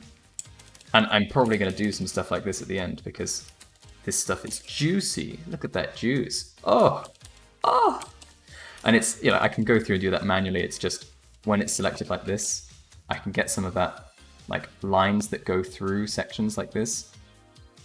That just, you know, I can emphasize the flow of the hand coming down through the way that I accentuate these markings. So like it could just be a couple of lines that scoot through like this. Like that's cool, and it's the sort of intricacies I want to add to a piece like this. And essentially a normal map would mean that you'd do the same thing, you'd select just that color and it would get all the angles that match, and then you can paint within it and, you know, do fun stuff with the like shapes overlapping other shapes like this.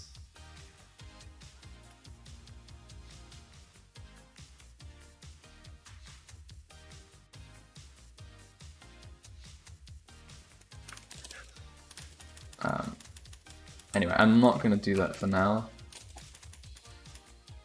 Although maybe I will do it a little bit, just not to that extent, because it was real juicy. And it essentially did what I wanted to, which was, yeah, emphasize like the motion of the fingers just coming back up through here.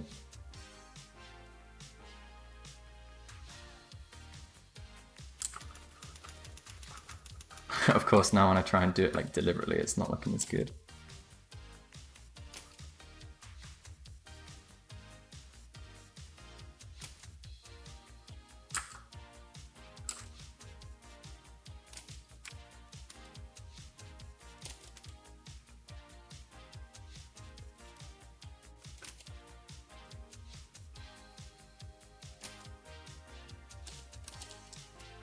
But yeah, that kind of thing.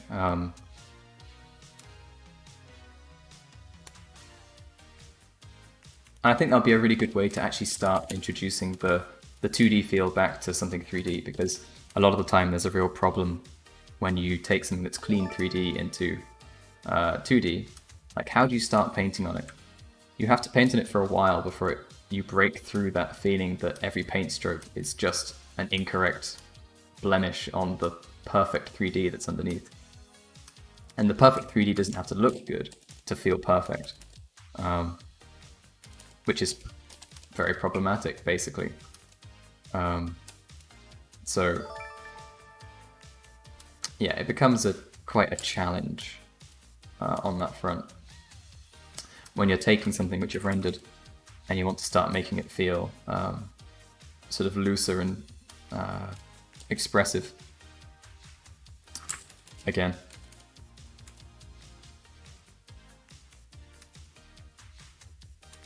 My recent 3D work hasn't been like that at all. It's fully embraced the clean and perfect 3D look, and all my 2D edits have been aiming to then, you know, re-establish that perfect 3D feel.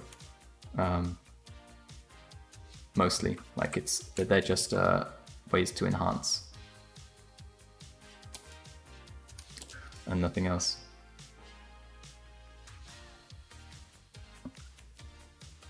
Random Japanese diorama gods. Okay, let's open those links and I'll get to those tomorrow.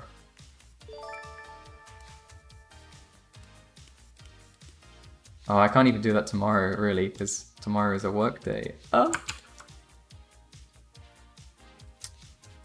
Some other time. Maybe they'll just have to sit as open links all week until the weekend when I can finally get to them. Kind of a horrific thought, but you know, maybe that's just gotta be the way the chips fall. I'm quite committed to doing this work during the week because I'm aware that when it gets to the weekend, I can be quite undisciplined in how I then just sort of feel like, oh, there's a whole day, so I might as well start the day like watching some YouTube or, God forbid, play a game. Oh, something like that. And then, yeah, a lot of the weekend's gone, and I'm like, I only really did as much work as I would have on a weekday. Which isn't enough. I'm gonna get reference for that body. I knew I was going to. I don't know why I decided I would start trying to paint it now. I have stopped trying to paint it now.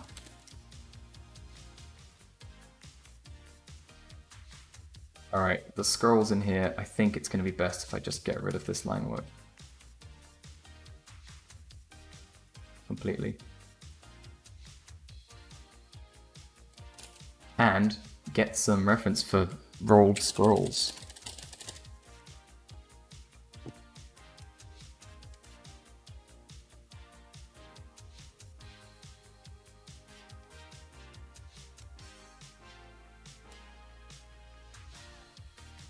The problem with paper rolled on top of itself is that it's so fine that it's very difficult to translate to something which should read at a larger scale.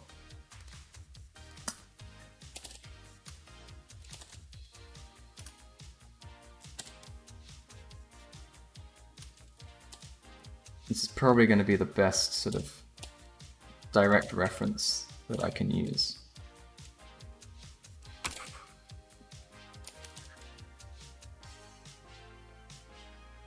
And yeah, I think it's going to be about having some of that detail in, but then just emphasizing small areas of it.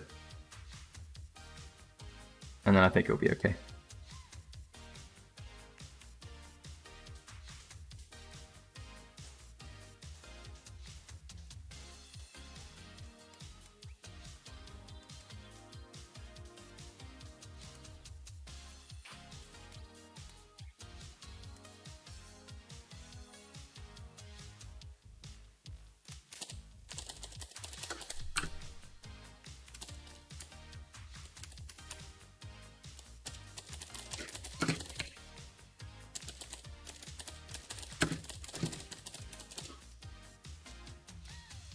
Okay, next arm I think we'll do the fingers.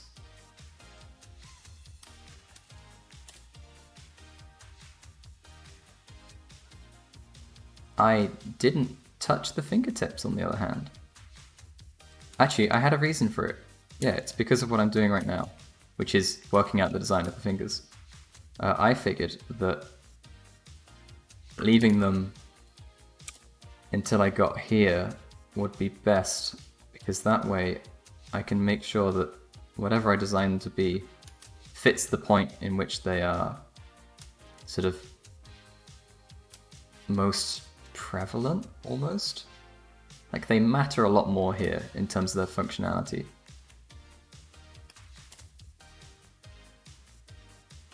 So you can see I'm going for the same kind of arch triangle joint that I have on the other side, on the knuckles.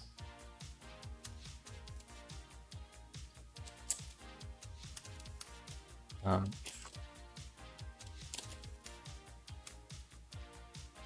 I think that will work well.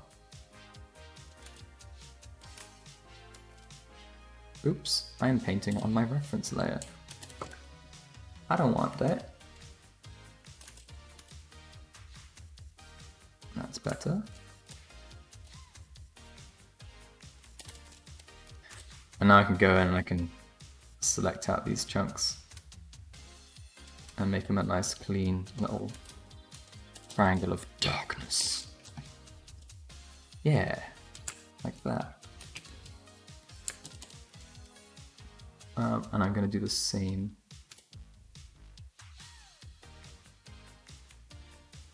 on this side.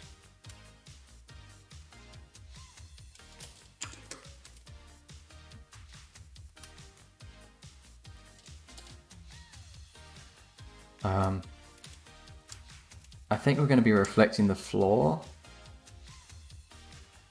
more so than anything else.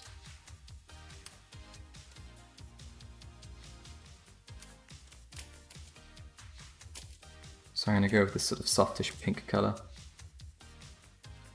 as it stands out from what I've got elsewhere.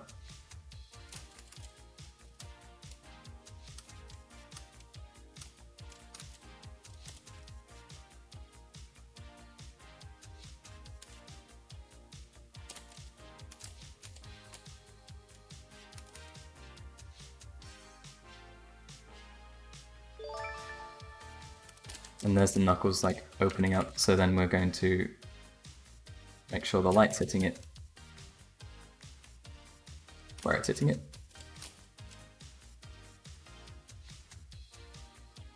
Which I think will just be on the tips there.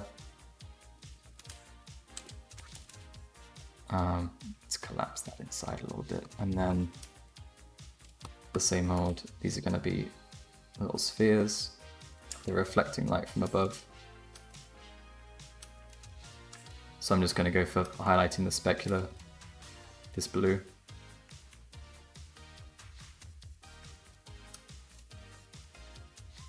And then I need to emphasize the connection going into the knuckle, probably with this sort of purpley reflection.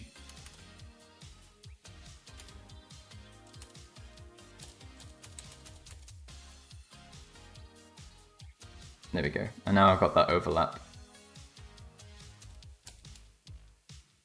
It feels much more like it's a joint.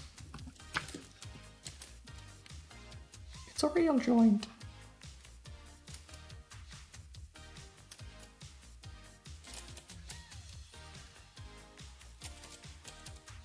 And then I can paint the inside like this. That same reflective color from before.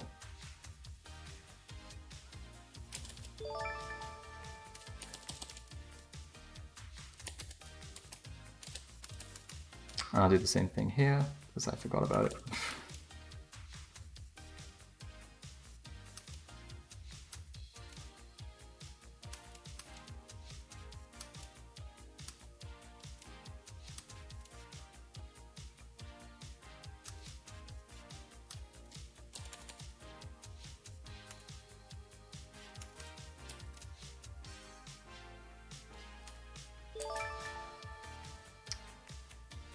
And then highlight the top.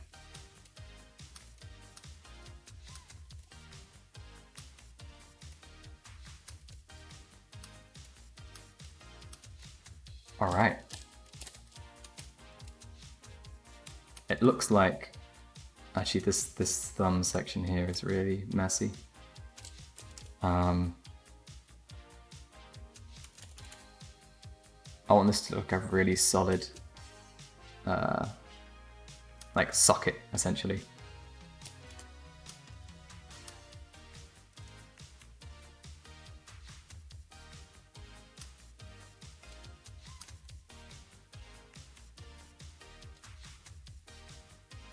Sure how to do that.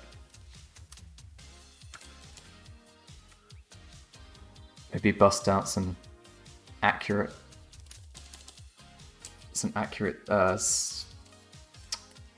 what am I can't think, my brain's gone. Semicircles. Ellipses, that's what I was looking for. I think the main problem is, yeah, I need to show that basically there's this sort of outer bulge. So it's like a cylinder, we see the end of the circle and then it continues in on one side.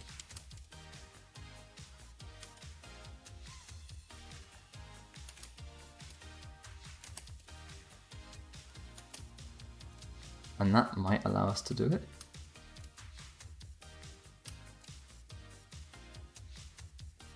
At least decently well.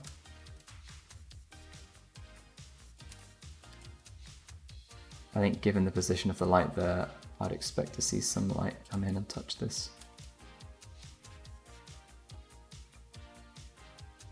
And I feel it makes it look more solid anyway, so yeah, I'm happy with that.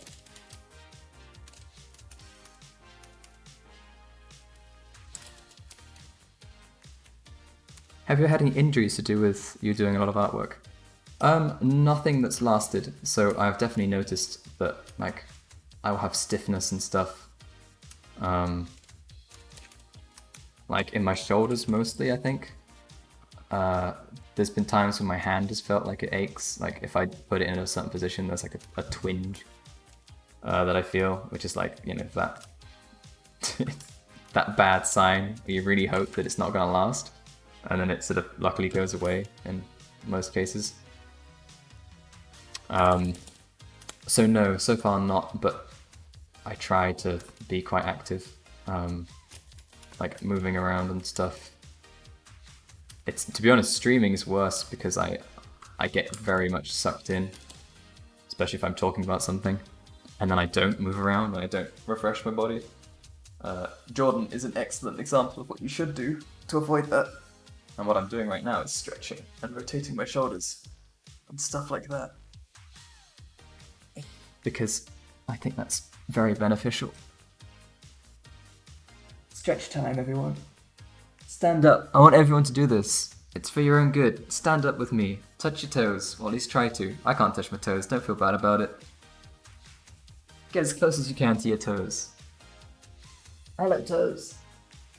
Let me do it. I can't reach. Stretch guy. Arms behind your back. Link your hands. Pull. On. Switch sides. Link your hands and pull. Ah. You're not flexible. Well, neither am I. And that's why we stretch. It's not to show off that we can stretch. It's to get more flexible. And it's to make sure that we don't just ossify. Coagulate into a lump of bone. TSK workout stream when? It's gonna happen when I am not busy doing something like this and can play Beat Saber.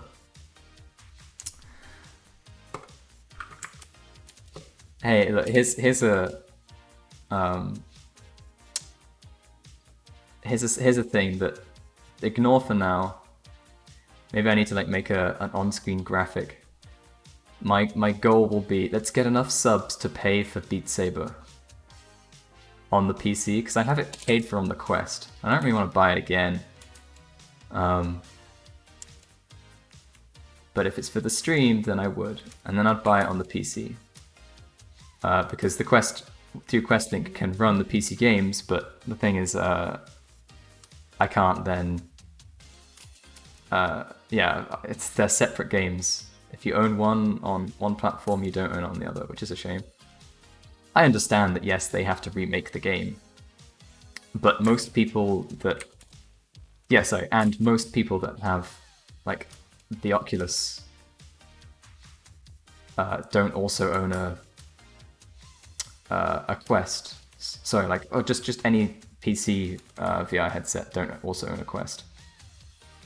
But that's kind of like a reason for and against. It's for because it doesn't matter, there's not going to be much crossover anyway, and you might as well give it to the people that do have both. But yeah, now that it's become something which is, like, essentially you can use the Quest for Rift games. I suppose, yeah, it's just an opportunity for them to make an extra buck, I guess. Can't blame them. And they do have to put more work into supporting both, and, you know, the initial port itself. Like, I'm amazed at how well the Quest runs with anything. Any game. Trying to put out that many pixels on 2 screens at once. It's damn impressive. I imagine there's a lot of hard work going into optimizing games so that they actually work. So, you know, it's forgiven. So far I haven't bought it on the PC as well, but, you know, when the time comes, I'll have to if I wanted to stream it.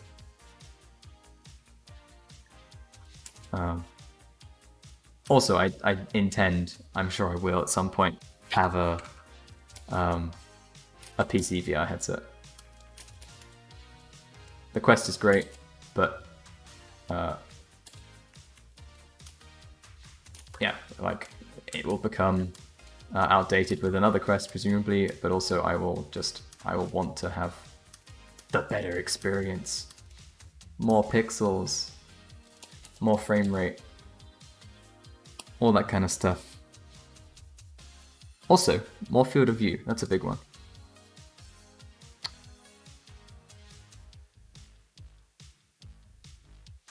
The palms behind the back is rough. The music on face is kind of 80s training mood. Exactly. Hello, cool guy in chat. How's it going? The rendering looks super freaking awesome. Thank you. How long am I going to stream? So I should be leaving soon.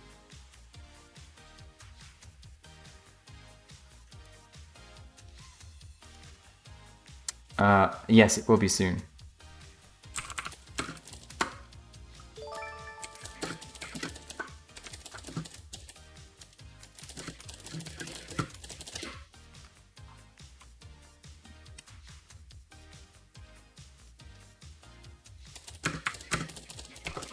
Maybe 10 minutes time?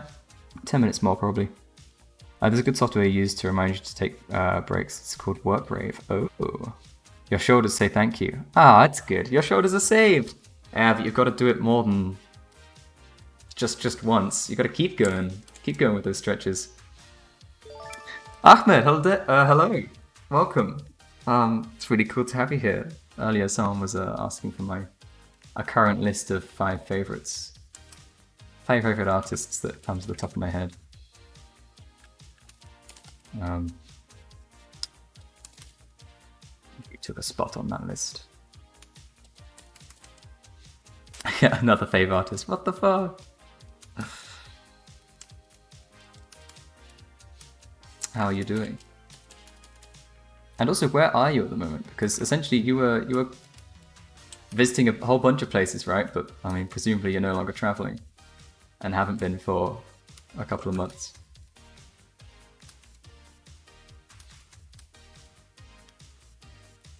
Because you went to Germany, I think, after you were in London.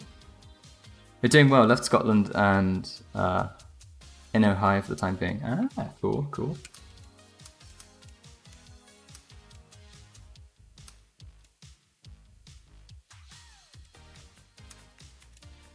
Do you have relatives or what sort of family there, like family and friends there, or are you just kind of like staying around in different hotels and things?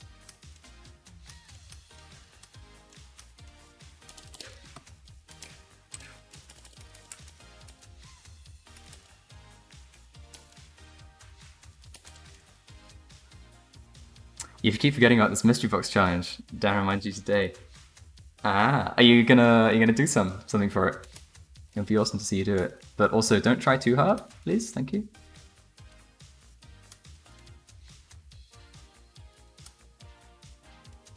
You started the submission. Ah! Awesome. No need to put too much effort into it, though.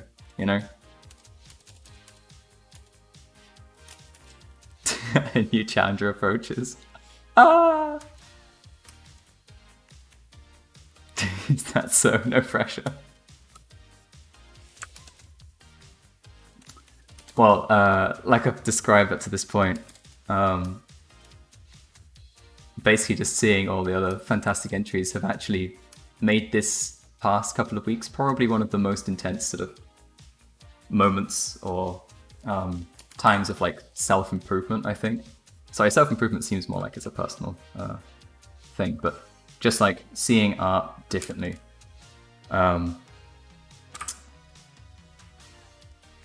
So, you know, I'm totally up for that to continue happening. And I'm sure Ahmed's entry is going to make me want to push further than I have already. I'm doing characters. I can show you the lineup at the moment if you'd like. This is my current layout for them. I've got Joy in the front, Wild here, Sirius with his big brain. I was currently working on the leader. There's Mischievous flying through the air with his summoning box, and then Brave up at the top. So, yeah, that's the current lineup. I recently switched from a landscape layout of all the characters to this vertical one. Again, because I saw someone else who had a more vertical spaced lineup, and it just looked so cool. I was like, this is awesome, and it really gives them, like, you feel the size of each character far better now. Before they were like very cramped. They felt almost like they were the same sort of size. They took up the same volume.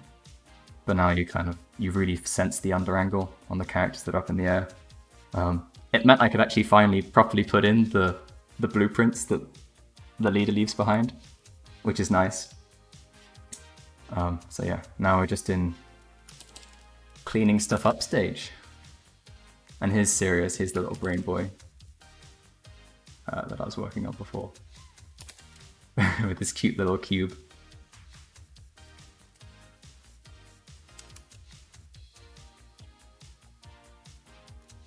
Okay, you give up, you're not doing it. Yes, exactly, brilliant. Scare them off. I've been on it since the very beginning. Like, I've made full use of the time because they announced the competition before the full brief was released. Like, I knew the day that the brief would be upon us, so I could just get on immediately. And you know, it's been all I've done in free time since. Still not sure if I'm gonna have these little bits or not. But yeah. I want it to be like just a big step up from my previous Feudal Japan one, which I like a lot still, but a big thing that it really lacked was that the lineup was very much just each character next to each other, and there was little like synergy between them. And this competition really, or this brief, really sort of lends itself to a team dynamic.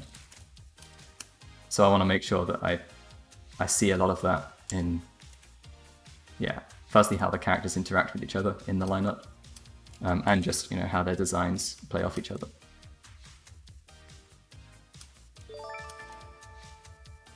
Maybe that's all in chat, I'm sure. Also, someone earlier said something about the music never ending. Yeah, it's it's so quiet for me that I've forgotten it's been playing. But we're now 2 hours into Dancing Pikachu of 10 hours, just because we mentioned it at the beginning of the stream, and since then I just said, chat, tell me when to stop it, because otherwise I'm going to keep responding to questions and comments.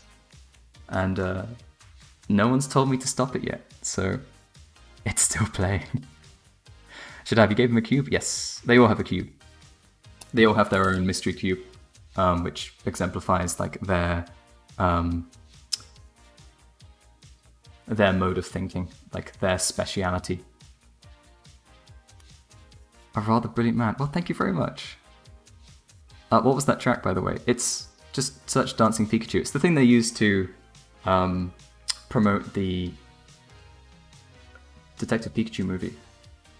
Someone like, well, essentially they'd gone for viral marketing where they posted a video which was called full, like, Detective Pikachu leak full movie or something, and it was just Pikachu dancing around for 10 hours. But they'd put the proper, I don't know what you'd call it, like production companies and stuff like that, all that stuff at the beginning, and then it just hard cuts to Pikachu dancing for 10 hours. So, or it wasn't 10 hours, it was like the length of the film. So it was a clever little marketing thing on their point. Yeah, which I just generally enjoyed because they put a lot of effort into it. The loop of Pikachu dancing is adorable. I liked the music too. Maybe not to the extent that I would actually listen to it for this long, but like I said, when I'm talking, it's not present enough in my conscious that I remember that it's there. It just sits in the background. So it's only when I stop or someone in the chat mentions it that I kind of become aware of it again. And yeah, it suits the like training, work hard vibe, and I like that. Is it worth it for a beginner like me to take part in the art session challenges? It just feels so daunting when somebody good else is taking part. Well, I mean, the thing that I've got from it so far is amazing. Like, the challenge could end here, and I'm very, very pleased with the steps I've made, because most of it has been entirely in me seeing the art I've been making in a different light, and like recognizing some areas that I really need to push in. So I think everyone should be aiming to do that themselves. It doesn't matter what level you're at. If you keep up with the entries and sort of basically pay attention to what people are doing in each of their entries, you start to see things which are amazing, like the way that each artist will approach this same brief, and then solve the problems along the way. Because most of them will lay it out for you. They'll lay out the steps that they've gone through. There's so much to learn from it. And I think it doesn't matter what sort of stage or whatever level you're at. Whatever you start making, you will improve a bunch on if you take it through to the final. If you commit to it and make sure you finish it, your final work will be so much better than like it is at first. And probably a hell of a lot better than you maybe thought you were capable of when you went into the challenge. So absolutely do it. I mean, only 1 or 2 people are winning anyway, like winning anything significant in terms of physical prizes. So I don't think most people are going in thinking that they want the iPad and want the snazzy laptop.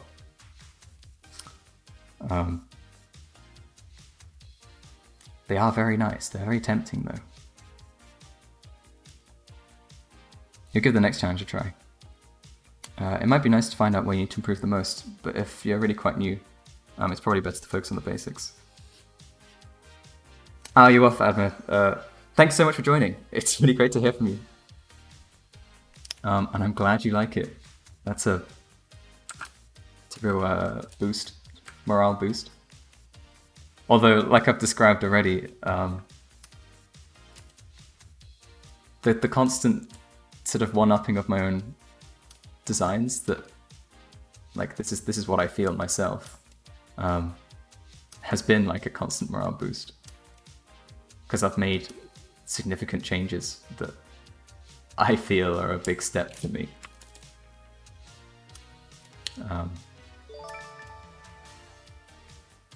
And yeah, that's been probably the biggest morale boost of them all, really. Thing is, I don't even know where to put yourself. I don't know if my stuff is still beginner level or intermediate. How do you think we should classify our stuff? Do you need to classify your stuff? I'm curious what you mean by classifying it. I know in previous challenges they have had like student versus professional categories, but that's literally just whether you're in working full-time in any sort of industry position. I don't think classification really comes into it. You don't need to be anything specific to join the challenge. There are no restrictions on that front.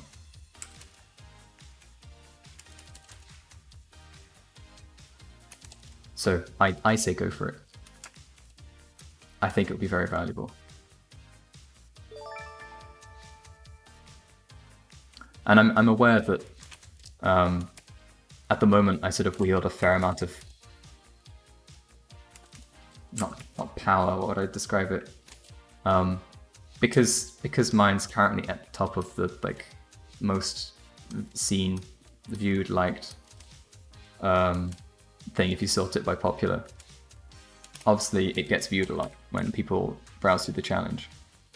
And I'm aware that also people will now sort of be aware that of my name, so if they see me commenting on other things, they're likely to sort of pay attention to it.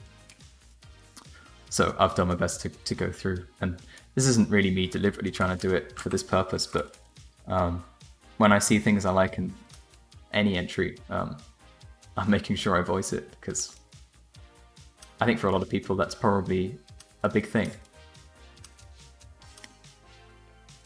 Just like Ahmed coming in here and saying very nice things. That's a big thing for me. I will be telling my friends about it. you know? It's special. It's when someone that you've looked up to and studied of and learnt so much from has anything to say. Like, it's so much it's so valuable.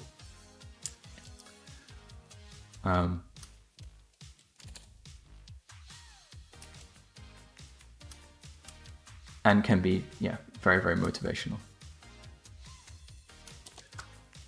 I know what I'm doing when I finish the stream. I'm going to go and see Ahmed's entry so far and probably be like, yeah, okay, that's fantastic. And, you know, what makes it so fantastic? This thing, and this thing. Like, can I learn from this? What can I take from it?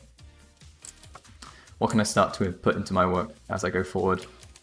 To sort of capture some of that, whatever it is. I imagine his is going to feel incredibly fluid.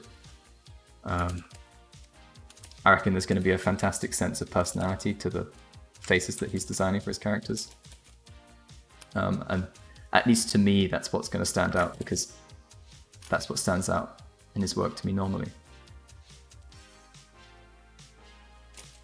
And I'll probably go back to a face like this and go like, sure, I've rendered it and it's tiny, it's got the underlighting and stuff, but where's like the movement and the life in this face? And to be honest, already I'm now sort of just thinking like, I think there's a lot more life I can put into it.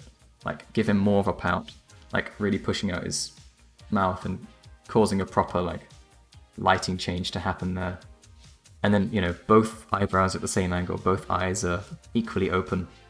I think there's so much more I can do to make it special, make it stand out. So, yeah, just thinking about his art is making me think, where can I push this character next? Anyway, and with that thought, I've got to go. It's the end of the stream. Thank you so much for joining. That's it. We listened to 2 hours and 14 minutes of Dancing Pikachu. Wonderful. We're going to raid Sakawa, because they've raided quite frequently, and I'm very thankful for that. Also, they're awesome. Have I spelt that right? I have spelt it right. Awesome. Thank you all for joining.